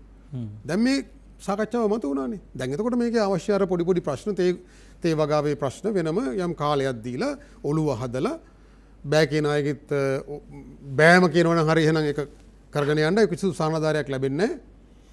ඊළඟට කරලා පෙන්නන්න පුළුවන් මිනිස්සුන්ගේ. දැන් ඉන්දියාවේ සුභාෂ් පලේකාර් කියලා කෘෂි විද්‍යාඥයෙක් දැන් අවුරුදු 25ක් විතර පර්යේෂණ කරලා ගොවියෝ මම හිතන්නේ මිලියන 7-8ක් ඉන්නවා. එතුමා එක බද්ධ වෙලා. ගොම එතුමාගේ ක්‍රමවේදය අනුව එක හරකෙක්ගේ ගොම වලින් අක්කර 30කට ජෛව පොහොර හදන්න පුළුවන්. බැක්ටීරියා ෆර්මන්ට් කරලා නිපදවන්න පුළුවන්. ගව මුත්‍රා, ගොම සහ තව මේ ධාන්‍ය පිටි, මුංගට පිටි වගේ දේවල් දාලා හදන්න එක. එතකොට ඒක කුඹරට ඉහුපුවාම වී වගාවේදී ඒක බොහොම පහසුයි. එළවලු වගාවේදී පහසුයි තේ වගාවට වඩා. එතකොට එහෙම කරලා ඔප්පු කරලා තියෙනවා. ඔවුන් අස්සන්න අඩු වෙන්නේ නැහැ කියලා මේ අවුරුදු 4-5ක් දිගට ගිහිල්ලා දැන් ඔප්පු කරලා තියෙනවා. සමහර තැන්වල පස සංවර්ධන ක්‍රියාමාර්ග. ඒකත් එක්ක පස සංවර්ධනය කරන ක්‍රියාමාර්ගයක් තියෙනවා. කාබනික වැඩි කරන විදිය පොළොව වහලා ඒ ජෛව ක්‍රියාකාරීත්වය දියුණු කරන එක, ජලය භාවිතයේ මේ ප්‍රශස්ත මට්ටමට ගේන එක, ඔය වගේ ක්‍රියාමාර්ග ගොඩක් තියෙනවා. ඒ සෝදාපාලුව වළක්වන එක. එහෙම කරලා දැන් ඔවුන් ඔප්පු කරලා පෙන්නලා තියෙනවා. ඉන්දියානු රජයේ දත්ත තියෙනවා 120කට වඩා අසන්න වැඩි වෙලා. ඔය කියන අසන්න අඩුවීම නෙමෙයි වෙලා තියෙන්නේ. අසන්න වැඩි වෙලා තියෙනවා. ඉතින් සාක්ෂි තියෙනවා. බෑ කියන එළුවන්ට ඒක උන්ට ඒක බෑම කීකේ ඉන්නවනම් ඒත් ඉන්න දෙන්න කමක් නැහැ. ඒක බලෙන් බෙල්ලෙන් අල්ලලා කරන්න ඕනේ නැහැ. ඒක ටික කාලෙකින් ඔවුන් තේරුම් ගනි. කරන්න පුළුවන් මිනිස්සු දිරිගන්වල යම් කාල රාමුවක් දීලා මේක කරගෙන යන්න ඕනේ. තව පොඩි දෙයක් තියෙනවා වරදක් නිවැරදි කරන්න. මම අර කියපු අර වෛද්‍ය සමිත් කිව්වා වගේ කලින් මේකේ මතයක් හදන කට්ටිය ඉන්නවා. රසායනික පොරවල මේ අර කියන NPK මෙච්චර තියෙනවා මෙන්න මේ කිලෝ එකක ඒ ගාන දාන්න නම් මෙච්චර මෙට්‍රික් ටොන් අර එක කිලෝ 150 නම් මේක කිලෝ 1500ක් ඕන 15000ක් ඕන කියලා ගාන හදනවා. එහෙම එකක් නැහැ. එහෙම ඒ බාහිරින් යෙදවුම් දාන්නවා කියන මනස ඒ හදලා තියෙන වැරදි න්‍යාය මත තමයි මේ කතාව එන්නේ.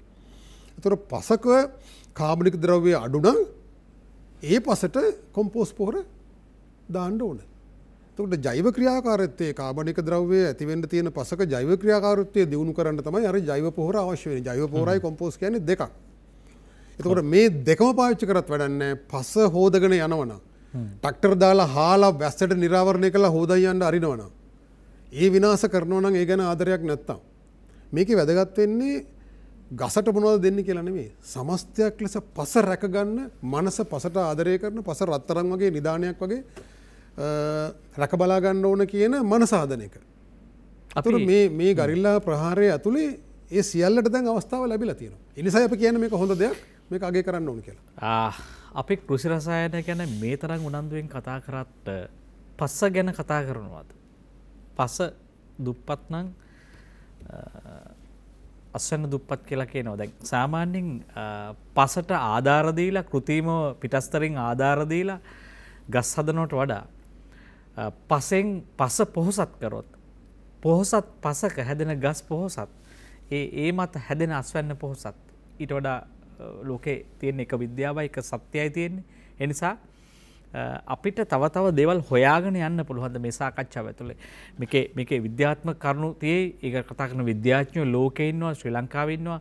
හැබැයි අද පටන් අපි විශ්වාස කරනවා අය මතුවේ වෛද්‍ය සුමිත් වර්ණරච්චි මහත්මයා දැන් අපේ කිසියම් පුරුද්දක් දැන් මේ කියපු නියෝගයක් හරි ඒක පුරුද්දක් බවට පත් වෙන්න කාලයක් යනවා පැහැදිලිව. උදාහරණයකට මුවාවරණයක් දාන එකට දැන් තමයි යාන්තම් ඒත් අපි පහලට කරගන්නවා. ඒ නිසා මේකට අධ්‍යාපනයක් අවශ්‍යයි. ඒතකොට අපේ ප්‍රධාන අධ්‍යාපනය තමයි පාසල, ඊට පස්සේ කෘෂිකර්මයට අදාළ ආයතන පද්ධතියක් තියෙනවා. මේ අයත් එක්ක කොහොමද මේක ඉස්සරහට යන්නේ? මොකක්ද අපිට තියෙන අභියෝගය මේ දැනටම තියෙන බිමේ ගොවියා කොයිතරකොත් ගොවියා කෘෂිකර්ම නිලධාරියා මත නෙවෙයි යැපෙන්නේ. ඔහු කඩෙන් උපදෙස් ගන්න. එතකොට ලෙඩ රෝග කියන්නේ කඩේට ගිහිල්ලා. එතකොට කොහොමත් කෘෂිකර්ම නිලධාරියා බැහැර වෙලා ඉවරයි. ඔහු දැන් මේ කෘෂි රසායන වෙනුවෙන් පෙනී ඉන්න පුළුවන්. නමුත් මොකද්ද මේ සමාජ සැකස්ම කොහොමද ව්‍යුහාත්මකව ගලපන්නේ? ගමගේ මහත්තයා අපි කියන්නේ අපිට මේ පාර වැරදිච්ච කතාවනේ අපි මේ සුඩ අපි හැමදාම කතා කරුවේ. ඒතර මේකත් මේ අපිට පාර වැරදිච්ච කන්නේ. වැරදිච්ච පාරක් වුණොත් නැවත හරි පාරට යන්න ආපහු වැරදිච්ච තැනට ගිහිල්ලා ආපහු පාර යන්න එපා. මේකත් ඒ වගේ ප්‍රශ්නයක් තමයි. අපිට වැරදිච්ච දේ ෂෝට් කට් නෑ. අපිට නැවත ආපහු වෙල වැරදිච්ච තැන ඉඳන් ආපහු ඒ පාර යන්න ඕන. ඒතර මේකත් එකට පොදු දෙයක්. ඒතර මෙතනදිත් අපි වරද්දාගත්තු ගොඩක් දේවල් ටිකක් තියෙනවා. මෙතුමා කිව්වා වගේ මේ ව්‍යාප්ති සේවය මේ තියෙන අපේ රාජ්‍ය මැදිහත් වෙලා හදපු බීජ ගොවිපළවල් සහ පර්යේෂණ මධ්‍යස්ථාන පර්යේෂණ දේවල් හා ඒ වෙනක මෙතෙක් තිබිච්චි අද ප්‍රශ්නයක් වුණේ අපි ගාව තිබිච්ච බීජ වර්ග සියල්ල නැති වෙලානේ තියෙන්නේ. මෙච්චර මහා කෘෂිකර්ම දෙපාර්තමේන්තුවක් ආයතන ඇතුළත විශාල නිලධාරි සංඛ්‍යාවක් ඒ සඳහා ආචාර්ය මහාචාර්ය උපාධ්‍යාපති දහස් ගණනක් රට තුළ මැදිහත් වීම තුළ තිබිච්ච දේ නැතිවීමනේ වෙලා තියෙන්නේ. එහෙමනම් මේ නැති වෙන්න හේතු වෙලා තියෙන්නේ මේ කියපු බටහිර කියන මේ යැපුම් මානසිකත්වයේ තව කෙනෙක්ගෙන් ආනයනික බීජ ආනයනික පොහොර ආනයනික කෘෂි නිෂ්පාදන ආනයනික උදැල්ල ආනයනික ට්‍රැක්ටරේ ආනයනික මගුළු තලේ ආනයනක ස්ප්‍රේ එක ඔය හැම එකම අපිට ආනයනය කරන්න වෙලා තියෙන්නේ. ඒතර මේ සියල්ල ගත්තම ගොවියා විතරයි අපේ. ගොවියා ඉන්නවා ගොවියා නිකන් අර අද ගොවියා මොකද දැක්කනේ අද එක දවසක මේ තමන්ගේ නිෂ්පාදනයේ පාරට අරන් ගියාට පස්සේ අද වෙන ප්‍රශ්නේ අපේ ගොවියව නිකම්ම නිකන් තමන්ගේ කුඹුර තුල තමන් විසින්ම වෙන කම්කරුවෙක් බවට පත් කරලා තියෙන්නේ. ඉතින් මෙන්න මේ යැපුමෙන් අපි එළියට එන්න එපා. ඒකට එළියට එන්න හොඳම විවරයක් තමයි අද හදාගන්න පුළුවන් මේ අපේ අඩුපාඩුකම් සහ මේ අභියෝග ජයගත හැකි අවස්ථාවක් තමයි මේ වෙලාව. ඔබට අවස්ථාව දෙනවා මේ මට අමතුමකට යන්න අවස්ථාව දෙන්න. 066 22 83 666 යන අපේ රසායනික පොහොර තහනම යථාර්ථයක් කළ හැකිද? අපි යන්නේ බදුල්ලට. බදුල්ලෙන් අපේ වාසනාපුරද වාසනාගම වාසනාපුර ලසන්ත මහත්මයා ඉන්නවා දුරකථන අයබෝන ඔබට. අයබෝන මහත්මයා. ඔව්. ඔබතුමාගේ මේ වැඩසටහන ගොඩාක් ආසාවෙන් නරඹනවා. ඔව්. අයබෝන මහත්මයා. අයබෝන ඔබ සම්බන්ධ වෙන්නේ ඔබේ අදහස අත්දැකීම කියන්නේ ඔබේ ප්‍රශ්නේ විමසන්න. මම මේ වැඩසටහන බොහොම සතුටින් නරඹනවා. ඔව්. මට කියන්න ඕනේ මම ඔව් ඔබතුමා ගොවියෙක්ද? ඔව් මම ගොවියෙක්. මම ගම්මිරිස් කුරුඳු ඉඟුරු අමුකා වැනි වගාවල් කාබනිකව වගා කරනවා. ඒ කියන්නේ වසවිස රසායනික බෙහෙත් පොහොර භාවිතකින් තොරව. එතකොට මේ රසායනික බෙහෙත් පොහොර භාවිතයත් එක්ක අපේ මනුෂ්‍ය ජීවිතයේ මුළු පරිසරයේ ඉන්න සියලුම සත්ත්ව කොටසට ලොකු හානියක් වෙනවා. ඔව්. එතකොට මගේ මතයේ මේක මේ රසායනික බෙහෙත් පොහොර කියන ත්‍රස්තවාදය කොහොම හරි විනාශ කරනවා අනිවාර්යයෙන් විනාශ කරනවා. දැන් ඔබතුමා කියන්නේ ගොවියෙක් හැටියට මේක මහ පොළොවේ කරන්න පුළුවන්ද මේ තියෙන කෘෂි රසායන භාවිතයෙන් තොරව? මේක කරන්නකොට අපිට ගැටලු ගොඩක් එනවා. ඔව්. ඔව්. පුළුවන් මේක කරන්න පුළුවන්. හැබැයි අපිට බාධා ගොඩක් එනවා. ඒ බාධා ටික සමාජ දේශපාලන වශයෙන් වෙන්න පුළුවන්, බෞද්ධාතික සමාගම් වලින් වෙන්න පුළුවන්, නොඑක් සංවිධාන කණ්ඩායම් වලින් වෙන්න පුළුවන්. හැබැයි මේක කොහොම හරි කරන්නේ අනිවාර්යයෙන් කරන්නේ. ඔව් බොහොම ස්තුතියි. එතකොට තව එකක් තමයි මේක කරන්න අනිවාර්යයෙන් මේ ඒ අදාළ අංශවල නිලධාරීන්ගේ ඔළුව අංක එකටම ඒ නිලධාරීන්ගේ ඔළුව හදන්න. ගොවියා හදන්න පුළුවන් ඊට පස්සේ. ඔව්. ඔව් බොහොම ස්තුතියි. පැහැදිලි බොහොම ස්තුතියි ඔබට රසන්ත මහත්මයා.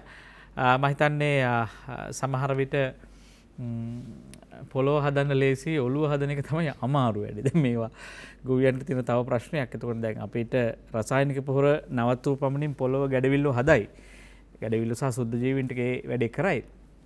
දැන් නිලධාරීන් ඔළුව හදන වැඩේ කවුද කරන්නේ? සුමිත් මහත්තයා මේවා ගොවියෝ දකින අභියෝග. දැන් අපිට සන්තෝෂයි දැන් අපි දැක්කේ නැහැ පහුගිය ටිකේ මෙහෙම ගොවියෝ ඉන්නවා කියලා.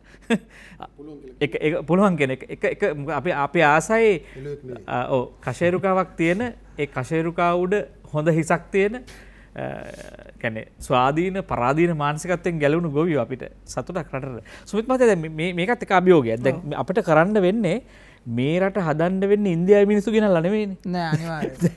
මේ අපි මේ එකතු වෙලා. දැන් මේ කතා කරන ගොවියෝ සහ අර කරන්න පුළුවන් කියන ගොවියෝ කරන්න බෑ කියන ගොවියෝ. දැන් මේ මෙතන තව ගැටුමක් නිර්මාණය වෙන මැද්දේ මේ කඳවුරම හැදෙනවා නිලධාරීන්ගෙන්. දැන් අපි මේවා කළමනාකරණය කරන්නේ කොහොමද? මොකද්ද මේ අභියෝගය මත තමයි අපි ඉස්සෙල්ලා කිව්වා වගේම දැන් උදාහරණයක් කරනකොට මෙතුමා ඉස්සෙල්ලා උදාහරණයක් ගත්තා පහුගිය අපේ තිබිච්ච යුද්ධය. යුද්ධ වෙලාවේදී මුහුදු කොටිත් එක්ක මූණ දෙන්න විශාල ප්‍රශ්නයක් තිබ්බා. හැබැයි ඊට පස්සේ මේ අමුදාව විසින් හැදුවා පොඩි ඩිංගි බෝට්ටු වගේක් දාලා ගිහලා මහා පරිමාණයක 5 දෙනා කට්ටිය ගිහිල්ලා ඒකෙන් යන ගාම මෙහෙත් පොඩි කණ්ඩායම් හදලා ගිහිල්ලා ඒ යුද්ධය ජයගත්තා. ඒ අවස්ථාවේ තමයි ඒවට දෙන්නේ. ඒතර අපි උද්ගත්තොත් දේවල් මහ ලෝක සංග්‍රාමයේදී කාන්තාර මැද්දේ අරන් යන වාහනයට කොහොම වතුරෙන් කූල් කරන්නේ නැති වාහනයක් හදන්න කියලා හිට්ලර් කිව්වා. ඒතර තමයි වොක්ස්වැගන් බීටල් කියන වාහනේ එන්නේ කියන්නේ එයා කූල් එන්ජින් එකක් හදන. ඒ වගේ අභියෝගමත් තමයි මැදිහත් වෙලා මේවා ජය ගන්න පුළුවන්. ඉතින් දැන් අර ගොවි මහත්තයා කතා කරපු එතුමලා ඒ අභියෝග ජයගත්තා අය. හැබැයි මේ සිස්ටම් එක තුළ මේ තිබිච්ච කුෂිකර්ම ස්වාධීනත්වය නැති කරලා මේ ක්‍රමිකව පහුගිය අවුරුදු 30 තුළ මේ සියලු ආණ්ඩුවල නායකයෝ සහ කුෂිකර්ම දෙපාර්තමේන්තුවේ කියන අයගේ මොළ හොදලා USAID ඇග්ගෙන් කියන ආයතන වලින් විශාල වශයෙන් මේ සමාගම් සඳහා වැඩ කරපු ආධාර ලබා දුන්නු ඒවල් සහ IMF එකේ සහ ලෝක බැංකු තුළු ආධාර මත ඒවල තුළු උපදෙස් මත මේ කෘෂිකර්ම ව්‍යාප්ති නිලධාරීන් අයින් කරලා කෘෂිකර්මය මේ පෞද්ගලිකකරණය කරලා පෞද්ගලිකකරණය කියන්නේ අපේ මිනිසුන් නෙමෙයි අපේ මිනිසුන්ව වහලුම් බවට කරලා කම්පැනි වල මම ඉස්සෙල්ලා සඳහන් කරුව සියලු යෙදවුම් විකුණන වෙළඳ පොළක් බවට පත් කරපු තමයි ලංකාවේ ගොවිතැන. අන්නේ යෙපවුම් වෙළඳ තැන මේ යෙදවුම් වෙළඳ පොලින් ගෙලිහීම තුළ මේක අභියෝගයක්. ඒක නිසා මේකට විරුද්ධව දන්න සෙල්ලම් ඔක්කොම දානවා. ඔය කියන කුෂිකර්ම නිලධාරියා කෘපසින මහත්තයා ඉස්සෙල්ලා හිටපු අර AI මහත්තයා වෙනුවට හිටපු කෘපනිත මහත්තයා අද හැල්ලුවට ලක් කරලා තියෙන්නේ. ඔහුගේ වරද නෙමෙයි. සිස්ටම් එක තුල තියෙනවා. හැබැයි මේ හැම කෙනාටම හොඳ විපර්ණකාරණයකට පත් කෙරුවොත් මේ සියලු නිලධාරීන්ගෙන් 50-60ක් අපිට පුළුවන් අවශ්‍ය තැනට ගේන්න ඉතා කෙටි කාලෙකදී. සමහර නිලධාරීන්ට වඩා ගොවිය ගොවි බිමින් එහා ලෝකයේ දකිනවා. ගොවි බිමින් එහා තියෙන පරිසර පද්ධතිය ගැන කතා කරපු ගොවියෝ හිටියා. ඒ ගොවියෝ අපි හිතනවා ඔවුන් ටිකක් සංවේදී විතරක් නෙවෙයි. ඔවුන් ඊට වඩා සවිඥානිකයි. ඔවුන් හුස්ම ගන්න පරිසරේ, ඔවුන් වතුර බොන පරිසරේ, ඔවුන් ආහාර ගන්න පරිසරේ ඔවුන්ට ඊට වඩා මේ අපි හිතනවා දැවන්ත කාර්යභාරයක් තියේ විදිහට වඩා ගැඹුරින් මේ ප්‍රශ්නය දිහා බලන.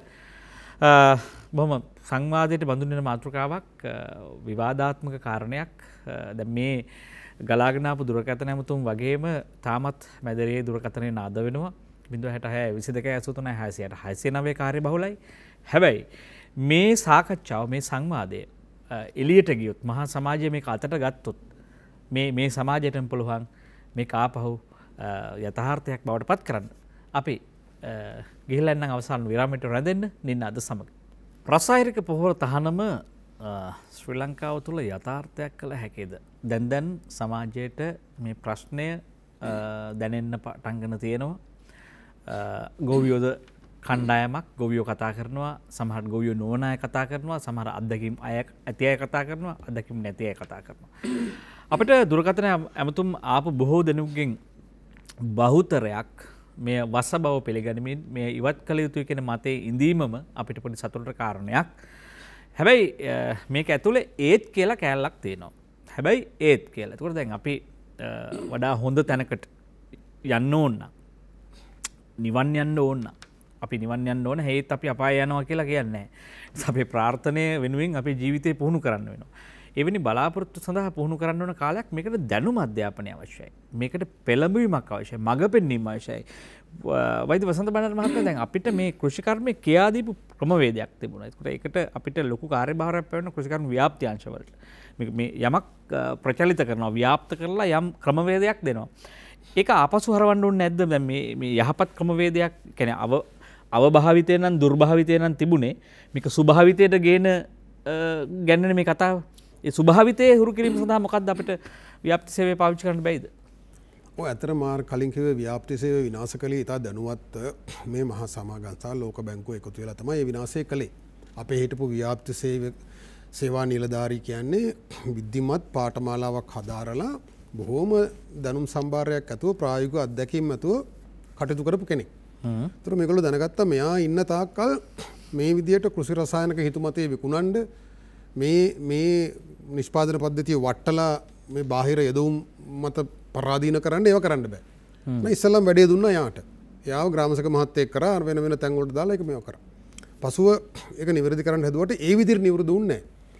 දැන් ඒ නිසා කොප්පනිස මහත්මයාට අර එදා හිටපු ව්‍යාප්ති නිලධාරියාගේ දැනුම ලබා දෙන්න කටයුතු කරන්න ඕන. අපේ රටේ ලෝකෙ කොහෙවත් නැහැ, ඉන්දියාවෙවත් නැහැ නිලධාරීන් 5 දෙනෙක් ඉන්නවා බිම් මට්ටමේ. උදව පුළුවන් නම් මට ලෝකේ කොහෙර ඉන්නවා කියලා පෙන්වන්න ඒ මට්ටමින්. මං කියන්නේ ඉන්දියාවේ නෑ, මං ඉන්දියාවේ ඒවා හදාarලා තියෙනවා. එතකොට ඒ 5 දෙනාගෙන් අපි ප්‍රයෝජන ගන්න නැහැ. අපි මිඩ්වයිෆ් නෝන මහත්තයාගෙන් අපි ප්‍රයෝජනයක් ගන්න නැහැ. පෝෂණය, ගර්භණී මාතාවගේ පෝෂණය ගැන අද අපේ මුරුංගා කියන එක ජපානයේ කුඩු කරලත් යවනව පාම් තෙල් බින්දුවක් දාලා ගුලියක් හදලා රුපියල් 200-300ට විකුණනවා. හැබැයි අපේ මැතිනිය මේ අපේ පෞල් සාක්ෂිව නිලධාරිනිය ගෙදර මුරුංග ඉන්නක් වැටේ ගහලා ඒ කොළ ටික කඩාගෙන මැල්ලුම් කන්න කියලා ගැබිනි මාතාවට උපදෙස් දෙන්නේ නැහැ. ඒක යාගේ වැඩක් නෙවෙයි. එතකොට මෙන්න මේ පස් දෙනාටම මෙන්න මේ ජීවිත වෙනස් කරගන්න, ගෙවත්තේ නිෂ්පාදන පද්ධතිය වෙනස් කරගන්න, මෙන්න මේ බෑ කියන මනෝභාවය වෙනස් කරන්න කටයුතු කරන්න ඕනේ. ලෝකයේ මේ ව්‍යාප්ති නිලධාරීන් කොච්චර දියුණු විදිහට පාවිච්චි කරනවද කියලා මම එක උදාහරණයක් කියන්නම්. ඉක්මනින් කියන්නම් විදේශී රටකදී මට හම්බුණා ජපානයේ කෘෂි නිලධාරියෙක්. එතුමා ස්වේච්ඡා සේවකයෙක් විදිහට උපදෙස් දෙන්න හොංකොං රාජ්‍යයේ වැඩ කරලා තිබුණා. ඉතින් මම ඔහුගෙන් අහපුවම විසරෝකෝ මට පේරක්කර 100ක් විතර බලා ගන්න තිබුණා. මොකද බොරු කියන්න එපා මම හොංකොං ඇවිදලා තියෙනවා කොයිද පේරක්කර 100 ගණන් පේර නැහැ. ඒකට එයා hina වෙලා කිව්වා නෑ වට තේරෙන්නේ නැහැ. මම මේ කියන්නේ ගෙවතු වල තියෙන පේරගස් 1 2 එකතු කරලා තමයි අක්කරයකට පේරගස් මෙච්චරයි. අක්කරයකට පේරගස් 100 නම් එයා එවැනි ගෙවතු ගුහාස්ථිත පේරගස් ප්‍රමාණයක් බලනවා. එතකොට තමයි අක්කර ගණන් හදලා යාමට කියන්නේ. එතකොට අර ගෙදරින් ගෙදරට ගිහිල්ලා ඒ පේරගහේ උපරිම පළදාව ගන්න කරන්න ඕන මොනවද කප්පාදු කරන්නේ කොහොමද? එයාගේ බයිසිකලේ පිටිපස්සේ බැඳගෙන අර පේර ගෙඩිය පැක් කරන්න දාන පෙට්ටියයි අර මේ ඒ කුෂන් කෑල්ලයි එයා ගිහින් දෙනවා. එතකොට ඒගොල්ලෝ ගෙදරට කන්න පේර ටික තියාගෙන අර පේර පෙට්ටිය වෙළඳ පොළට යවනවා. ඒතර බලන්න තනි ගෙදර තියෙන ගහිනුත් උපරිම පළදාව ගන්න අර පුද්ගලයෙක් යොදවලා හිටියා. එතකොට අක්කර 100ක පේර වැවුවා වගේ තමයි අර ගෙවල් වල තිබුණ එක ගහේ දෙකෙන් වෙළඳ පොළට ලැබුණු ප්‍රතිලාභය. හරි. ඒතර මේ විදියට මේ බිම්මට්ටමේ නිලධාරීන් අපේ රටේ ඉන්නවද ගෙවත්තකට ගිහිල්ලා මේ අඹ ගහ කප්පාදු කරන්නේ මෙහෙමයි. අඹ ගහයට අන්තුරින්ම වවන්න එපා. ඒතර වතුර දානකොට ගෙඩිය දෙන්නේ නැහැ. ඔය පොඩි දේවත් කියන්න කෙනෙක් ඉන්නවද? නැහැ. ඒ කප්පාදු කිරීම හරියට උපදෙස් තියලා කරොත් ඒ ගහින් පළදාව දෙතුන් ගුණයක් වැඩි කරගන්න පුළුවන්. ඒතර අපි පඩිගෙවමින් මේ නිලධාරීන් 5 දෙනෙක් නඩත්තු කරාට ඔවුන්ගේ දැනුමෙන් ඔවුන්ගේ හැකියාවෙන් ඔය තියෙන කුඩා ප්‍රදේශයක් ඔවුන්ට බාර වෙන්නේ ඒ උපරිම වැඩේ ගන්නෙ නැහැ. නිසා මේ වැඩේ මුල් කරගෙන දැන් මේ ඔළුව හදන වැඩේ, පස සාරවත් කරන වැඩේ, තියෙන හැම ගහකින්ම උපරිම ප්‍රයෝජන ගන්න වැඩේට ඒගොල්ලෝ තල්ලු කරන්න ඕනේ. ඊට අමතරව අස්සන්න අඩු වෙන්න ඕන කියන ප්‍රශ්නේ ඒක එහෙම නෙවෙයි ක්‍රමානුකූලව අස්සන්න වැඩි වෙලා තියෙනවා 20%ක් දක්වා කියලා සුභාෂ් පලේකාර්ගේ සාක්ෂි තියෙනවා. හරි ඒ පැත්තකින් තියමු. කෙටි කාලීන අස්සන අඩු වෙන ප්‍රශ්නටත් උත්තර කීපයක් තියෙනවා. එක උත්තරයක් දීර්ඝ කාලීන. ඒ කියන්නේ ආහාරයේ විවිධත්වය වැඩි කිරීමෙන් තමයි යම් ආහාර භෝගික නිෂ්පාදනය අඩු වෙන එක රටක් ලෙස මුහුණ දෙන්න වෙන්නේ. ඒතර අපි ගුවාර ආහාරයට ගන්නා භෝග වර්ග 800ක් විතර ලෝකයේ තියෙද්දි ප්‍රභේද දැන් අපි බහුලව වගා කරන්නේ ධාන්‍ය ප්‍රභේද 12කුයි එළවලු ප්‍රභේද 23කුයි විතරයි. ඒ අර මහා පරිමාණ මොනෝකල්චර් කියන වගා ක්‍රමය ඇතුලේ. එතකොට ආහාර විවිධත්වයේ වැඩි වෙනකොට යම් ආහාරයක නිෂ්පාදනය අඩු වුණා කියලා ප්‍රශ්නයක් එන්නේ නැහැ. ආහාර තොගයේ අඩුවීමක් එන්නේ නැහැ. ඉතින් ඒ නිසා මේකත් එක්කම බද්ධ කරලා මේ ආහාර සංස්කෘතිය වෙනස් කරගන්න එක.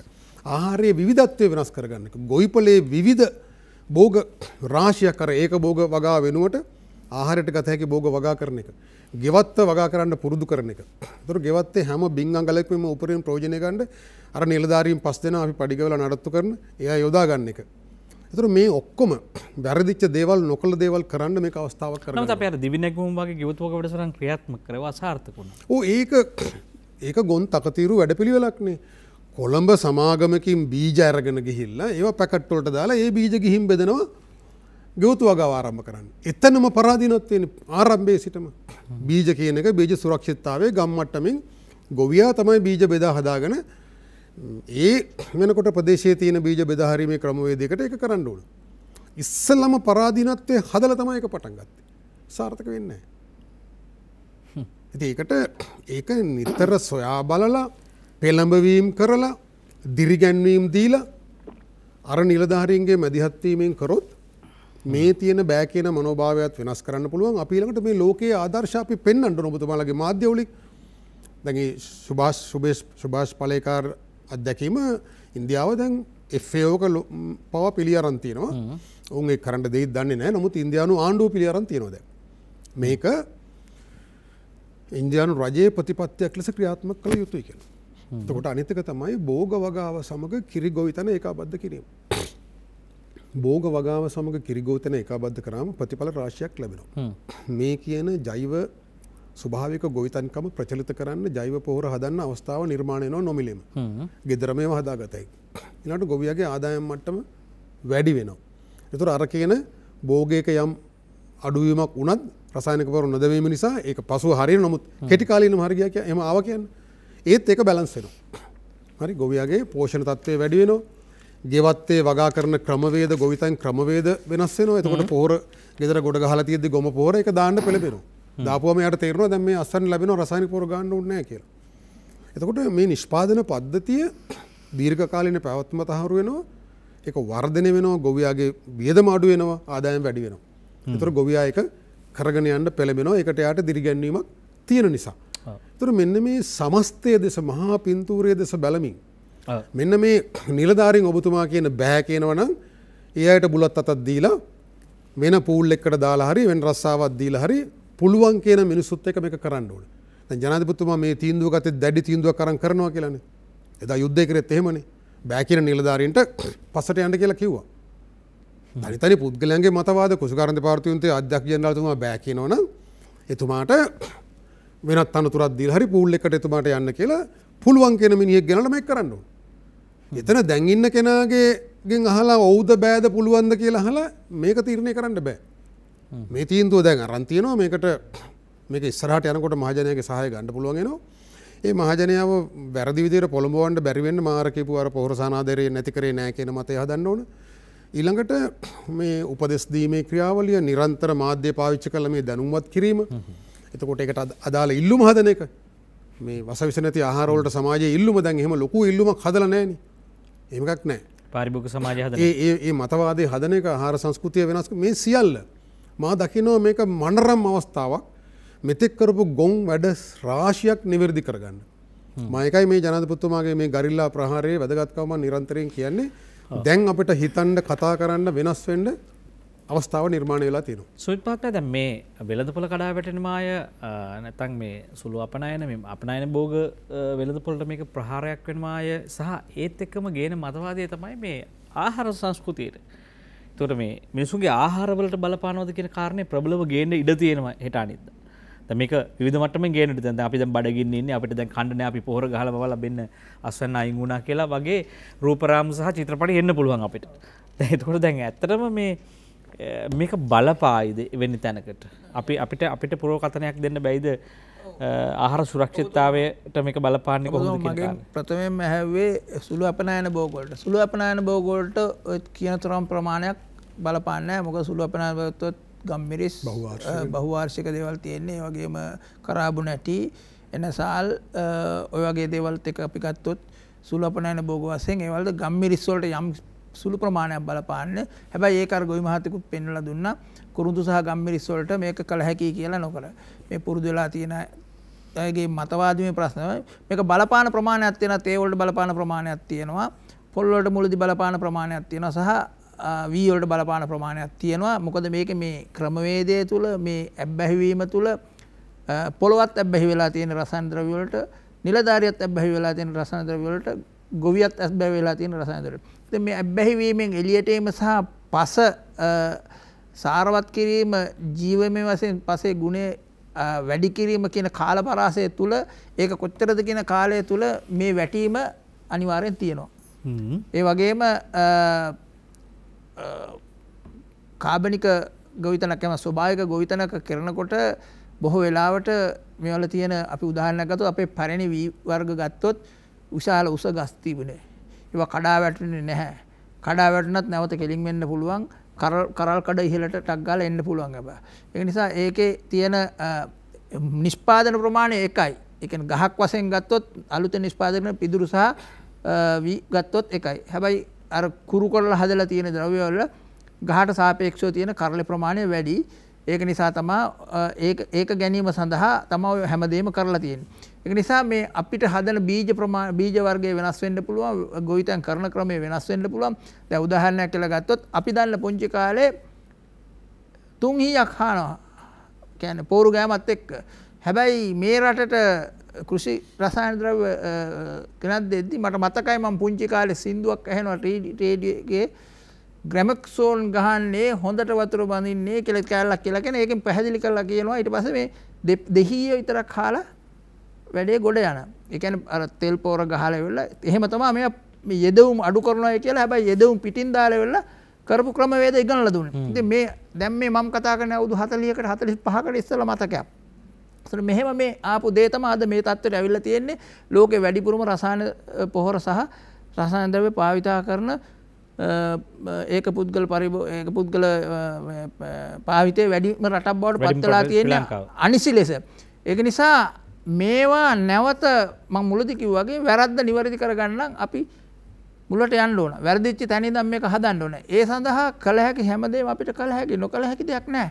ඒ කිරීම සඳහා අවශ්‍ය වෙන්නේ කළ හැකි කියලා අපේ කීප ගොවි මහත්තු කට්ටියගේ දැනුම අරගෙන අර මෙතුමා කිව්වා වගේ බැහැයි කියන කට්ටියට නෑ ඔබලාට පුළුවන් පොඩ්ඩක් ඉන්න අපි කරලා පෙන්නන්නම් කියන අනිත් කට්ටිය. ඒක නිලධාරිය කෙසේ ගොවියාගේ සිට ඒක කළ යුතු දෙයක්. ඔය මෙතුමා කියපු කාරණේදිත් එක කරුණක් මතුවනා. ඒක තව ටිකක් ඔබතුමාස්ම කතා කරලා යුතුයි කියලා මම හිතනවා. දැන් මිනිසුන්ගේ පැවැත්මේ මූලික සාධකය ආහාර.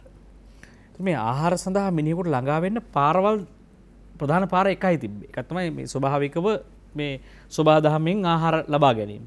හැබැයි කෘෂිකර්මය පටන් ගත්තයින් පස්සේ කෘෂිකර්මය හරහා ළඟා වුණා. ඒක කෘත්‍රිම කෘෂිකර්මයක් බවට පත් වුණාම දැන් කෘත්‍රිම කෘෂිකර්මය හරහා පමණයි ආහාර කරා ළඟා වෙන්නේ. ඒකට භෝග 13ක් නැති වුණ ගමන් ආහාර නැහැ කියලා හිතෙන්න පුළුවන්. ඒකට මේ නැවත කොහොමද මේ ආහාර සංස්කෘතිය මිනිසුන්ට කියා දෙන්නේ? ආහාර සංස්කෘතිය සම්බන්ධව කියන්නේ අපි ආහාරයක් කරා ළඟා වෙන්නේ සබාදහමෙන් ආහාර ගන්න පුළුවන්. වගා නොකළ ආහාර බොහොමයක් තියෙනවා. ඒව සම්බන්ධව නැවත ජන සමාජයේ අවදි කරන්න උන්ට උගන්වන්න මොකද්ද අපිට හදන්න පුළුවන් සංවාදය, මොකද්ද හදන්න පුළුවන් ක්‍රමවේදය, එහෙම දේවල් තියෙනවද? ඔව් අපි මම හිතන්නේ මේක ඉස්සරත් මේක ගැන කතා කරලා ආහාර විවිධාංගීකරණය තුලින් ආහාර සුරක්ෂිතතාවය කෙසේද අපි ආරක්ෂා කරන්නේ කියලා. මෙතුමා කිව්වා වගේ අපේ රටේ වුණත් විශාල වශයෙන් අර ඌණ භාවිත එහෙත් පරම්පරාත්ව 4කට විතර ඉස්සෙල්ලා බොහෝ ලෙස සාමාන්‍ය ලෙස භාවිත කරපු ද්‍රව්‍ය මේ රට තුල බොහෝ දේවල් තියෙනවා. ඒ වගේම ගේ වටේ හදාගන්න මේ ඕන තරම් දේවල් තියෙනවා. උදාහරණයක් ගත්තොත් මට නම් පිටින් ගන්න දෙයක් නැහැ. මේ පුංචි ඉඩක මේ කොළ ಜಾති ඕන දෙයක් ගන්න පුළුවන්. මම මෙතුමාගේ අද ගෙදර ගිහින් එනකොට මම එළියේ එනකොට දැක්ක මෙතුමාගේ ගේ වටේට තියෙනවා. මම හිතන්නේ මෙතුමාට කාලේ ඉවර කරන්න බෑ තියෙනවා. ඒ කියන්නේ මේ සරල දෙයක්. ඒ කියන්නේ අපිට මේ විවිධාංගීකරණය තුල අපිට බොහෝ දේවල් හදා ගන්න පුළුවන්. දැන් මේ කොළ පලා එළවලු විතරක් නෙමෙයි අනිත් ඒලොත් එහෙමයි. ඉතින් නිෂ්පාදනයේ සඳහා ගොවියා කියන පුද්ගලයා අපි ඉස්සර අපිට හැමදේම අපිට ලැබුණා වගේම මේ නිෂ්පාදනය කරලා විතරක් නෙමෙයි අර අපි මේ කවියකුත් තියෙන අර අම්මා වතුරට ගේන්න දර කඩන් එන ගානේ ඉන්නට පලානේ ලං එන්නේ. පලානේ ලං එන්නේ මේ කොහෙවත් තියෙන මේ හිටවපු එකකින් මේ කඩෙන් ගේන මිකුණු යන මිටියක් නෙමෙයිනේ. ඉතින් එහෙම පරිසරයක් තිබිලා තියෙනවා. මේ පරිසරයේ තියෙන වෙරළුත් අහිඳගෙන එන්නේ. ඒ වගේම අපි මේ කලවම් පලා කියන එක අපි කනවානේ. එකතු කරගෙනනේ.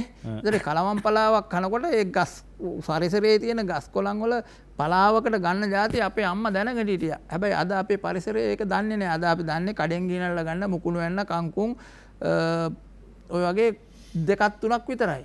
කොටු කොළ ඔය වගේ දෙයක් විතරයි. ඒවා විශාල වශයෙන් රසායන ද්‍රව්‍ය වල මම දැක්ක එක පර්යේෂණ පත්‍රිකාවක් දාලා තියෙනවා.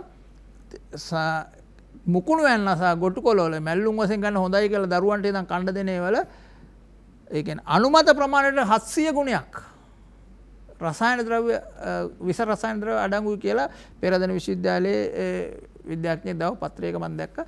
ඒ කියන්නේ මේ අද මේවා අද යාන්ත්‍රීකරණය තුළ ඕවා තමයි අපි මහ විශාල වශයෙන් නිෂ්පාදනයේ විශාල දේවල් කියලා කියන්නේ. ඒකින්ද විවිධාංගීකරණය තුලින් අනිවාර්යෙන් මේකට යම්කිසි උත්තරයක් අපිට හොයාගන්න පුළුවන්.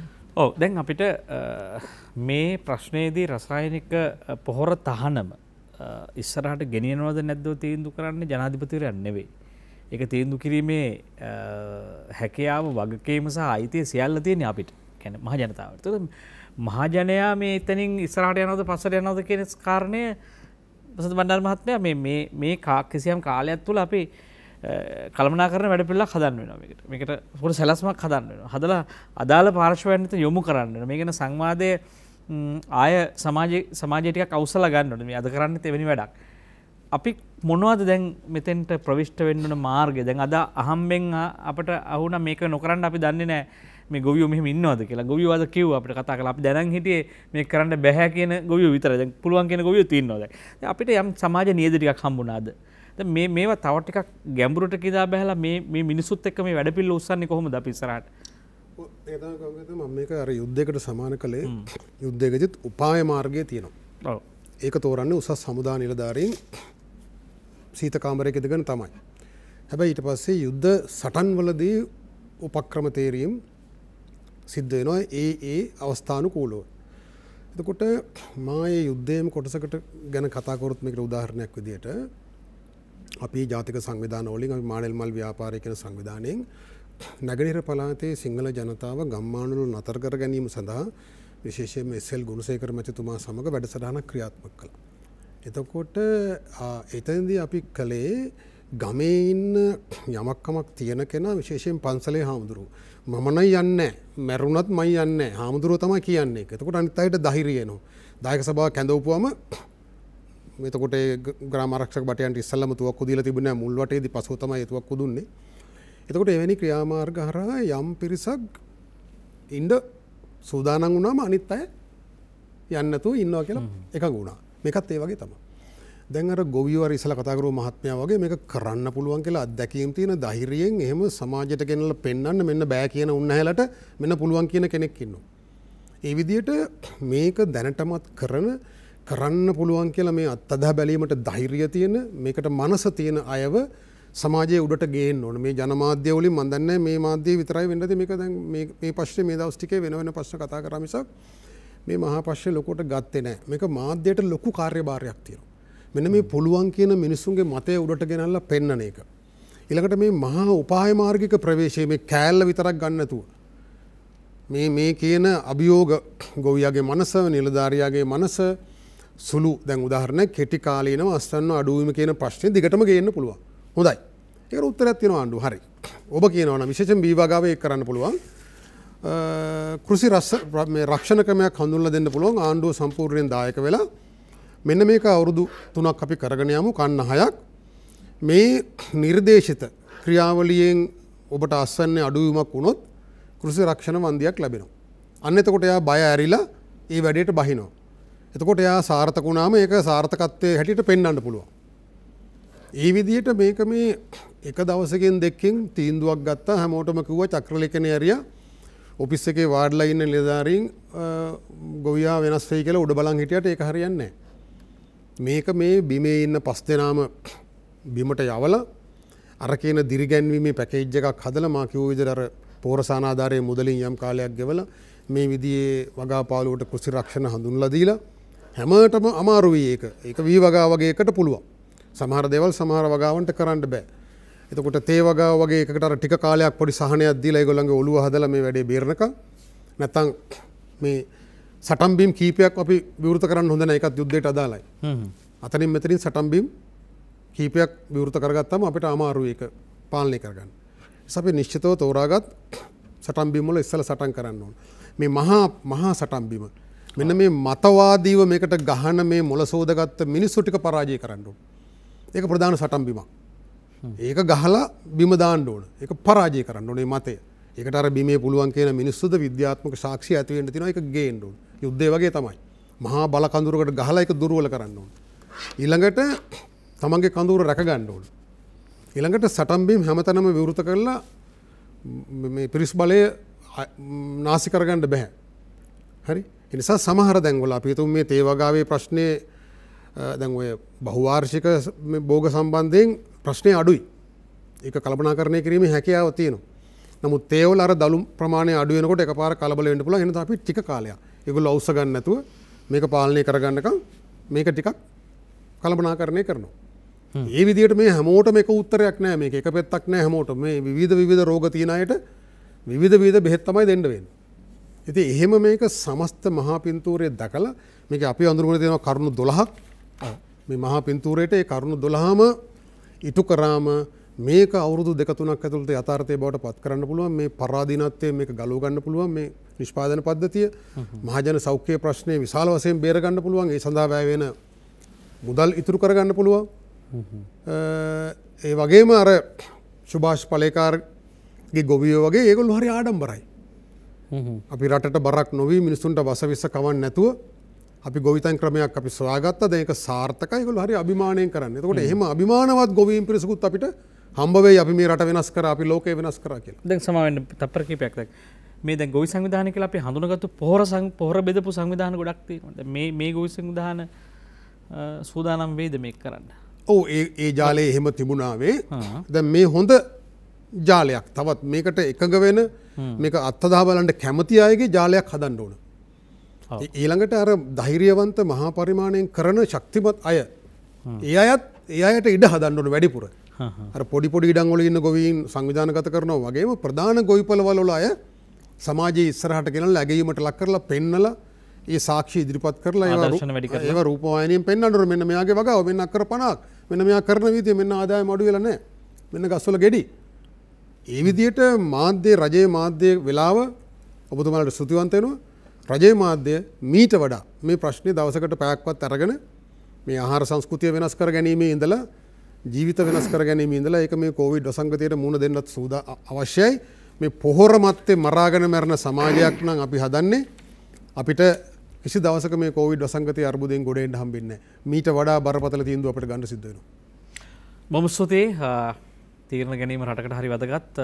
වෛද්‍ය වසන්ත බණ්ඩාර මහත්මයා මේ ප්‍රශ්නේදී ඉදිරියේදී ඔබ සියලු දෙනා ඍජුව මේ ප්‍රශ්නේ අපි කියනවා මානවවාදී පැත්ත. ඒ කියන්නේ කෙනෙකුට පොහොරත් එක්ක මරාගෙන මැරෙන්නවට වඩා තව අයගේ ජීවිතය දීලා තව අයට මෛත්‍රී කරලා අපේ දහම සියලු සත්වයෝ නිදුක් වෙත්වා කියලා අපිට අපේ ඒ දහමෙන් පටන් ගත්තොත් මේ එළඹිලා තියෙන්නේ වෙසක් සමය මෛත්‍රිය ප්‍රගුණ කරන කාලේ. ඉතින් අපි හරි අවාසනාවන්ත කණ්ඩායමක් සියලු සත්තු නිදහසේ පියාඹා යද්දී තව සත්තු දුවපැන ඇවිදලා සෝබා දහමේ අපූර්ව විදිහට සන්තෝෂෙන් ජීවිතය ගෙවද්දී අපි හුදකලා වෙලා දොරගුළු ලාගෙන ළඟට ගෙනත් දෙන පාන් ගෙඩියක් කාලා ජීවත් වෙන්න වෙලා තියෙනවා. මේක නම් දියුණුවයි මිනිස්සු බිම දාලා තියෙනවා ඇහැට නොපෙනෙන වෛරසයක්. ඉතින් අපිට ආපහු ස්වභාවවාදී දිව්‍ය පැවැත්මක් පිළිබඳව හිතන්න කාලය ඇවිල්ලා වසන්ත බණ්ඩාර මහත්මයා මේ ගමන් මගේ මේ ජීවන දර්ශනයේ මේ අනාගත දැක්ම ඇතුළේ ඔබතුමාලා ඉඳී කියන විශ්වාසය අපිට තියෙනවා.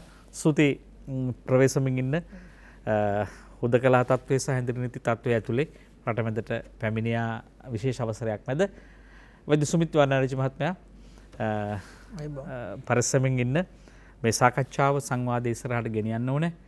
අපි ඇහැට නොපෙනෙන වෛරස් එකකට ගොදුරු නොවි මීට වඩා වෛරස් වලට අපිට මුහුණ දෙන්න තියෙනවා මේ කෘෂි රසායනික ද්‍රව්‍ය වගේම රසායනික පොහොර තහනම යථාර්ථයක් කර ගැනීමේදී. ඒ නිසා හැමෝම හිතන්න හැමෝම සුවපත් වේවා.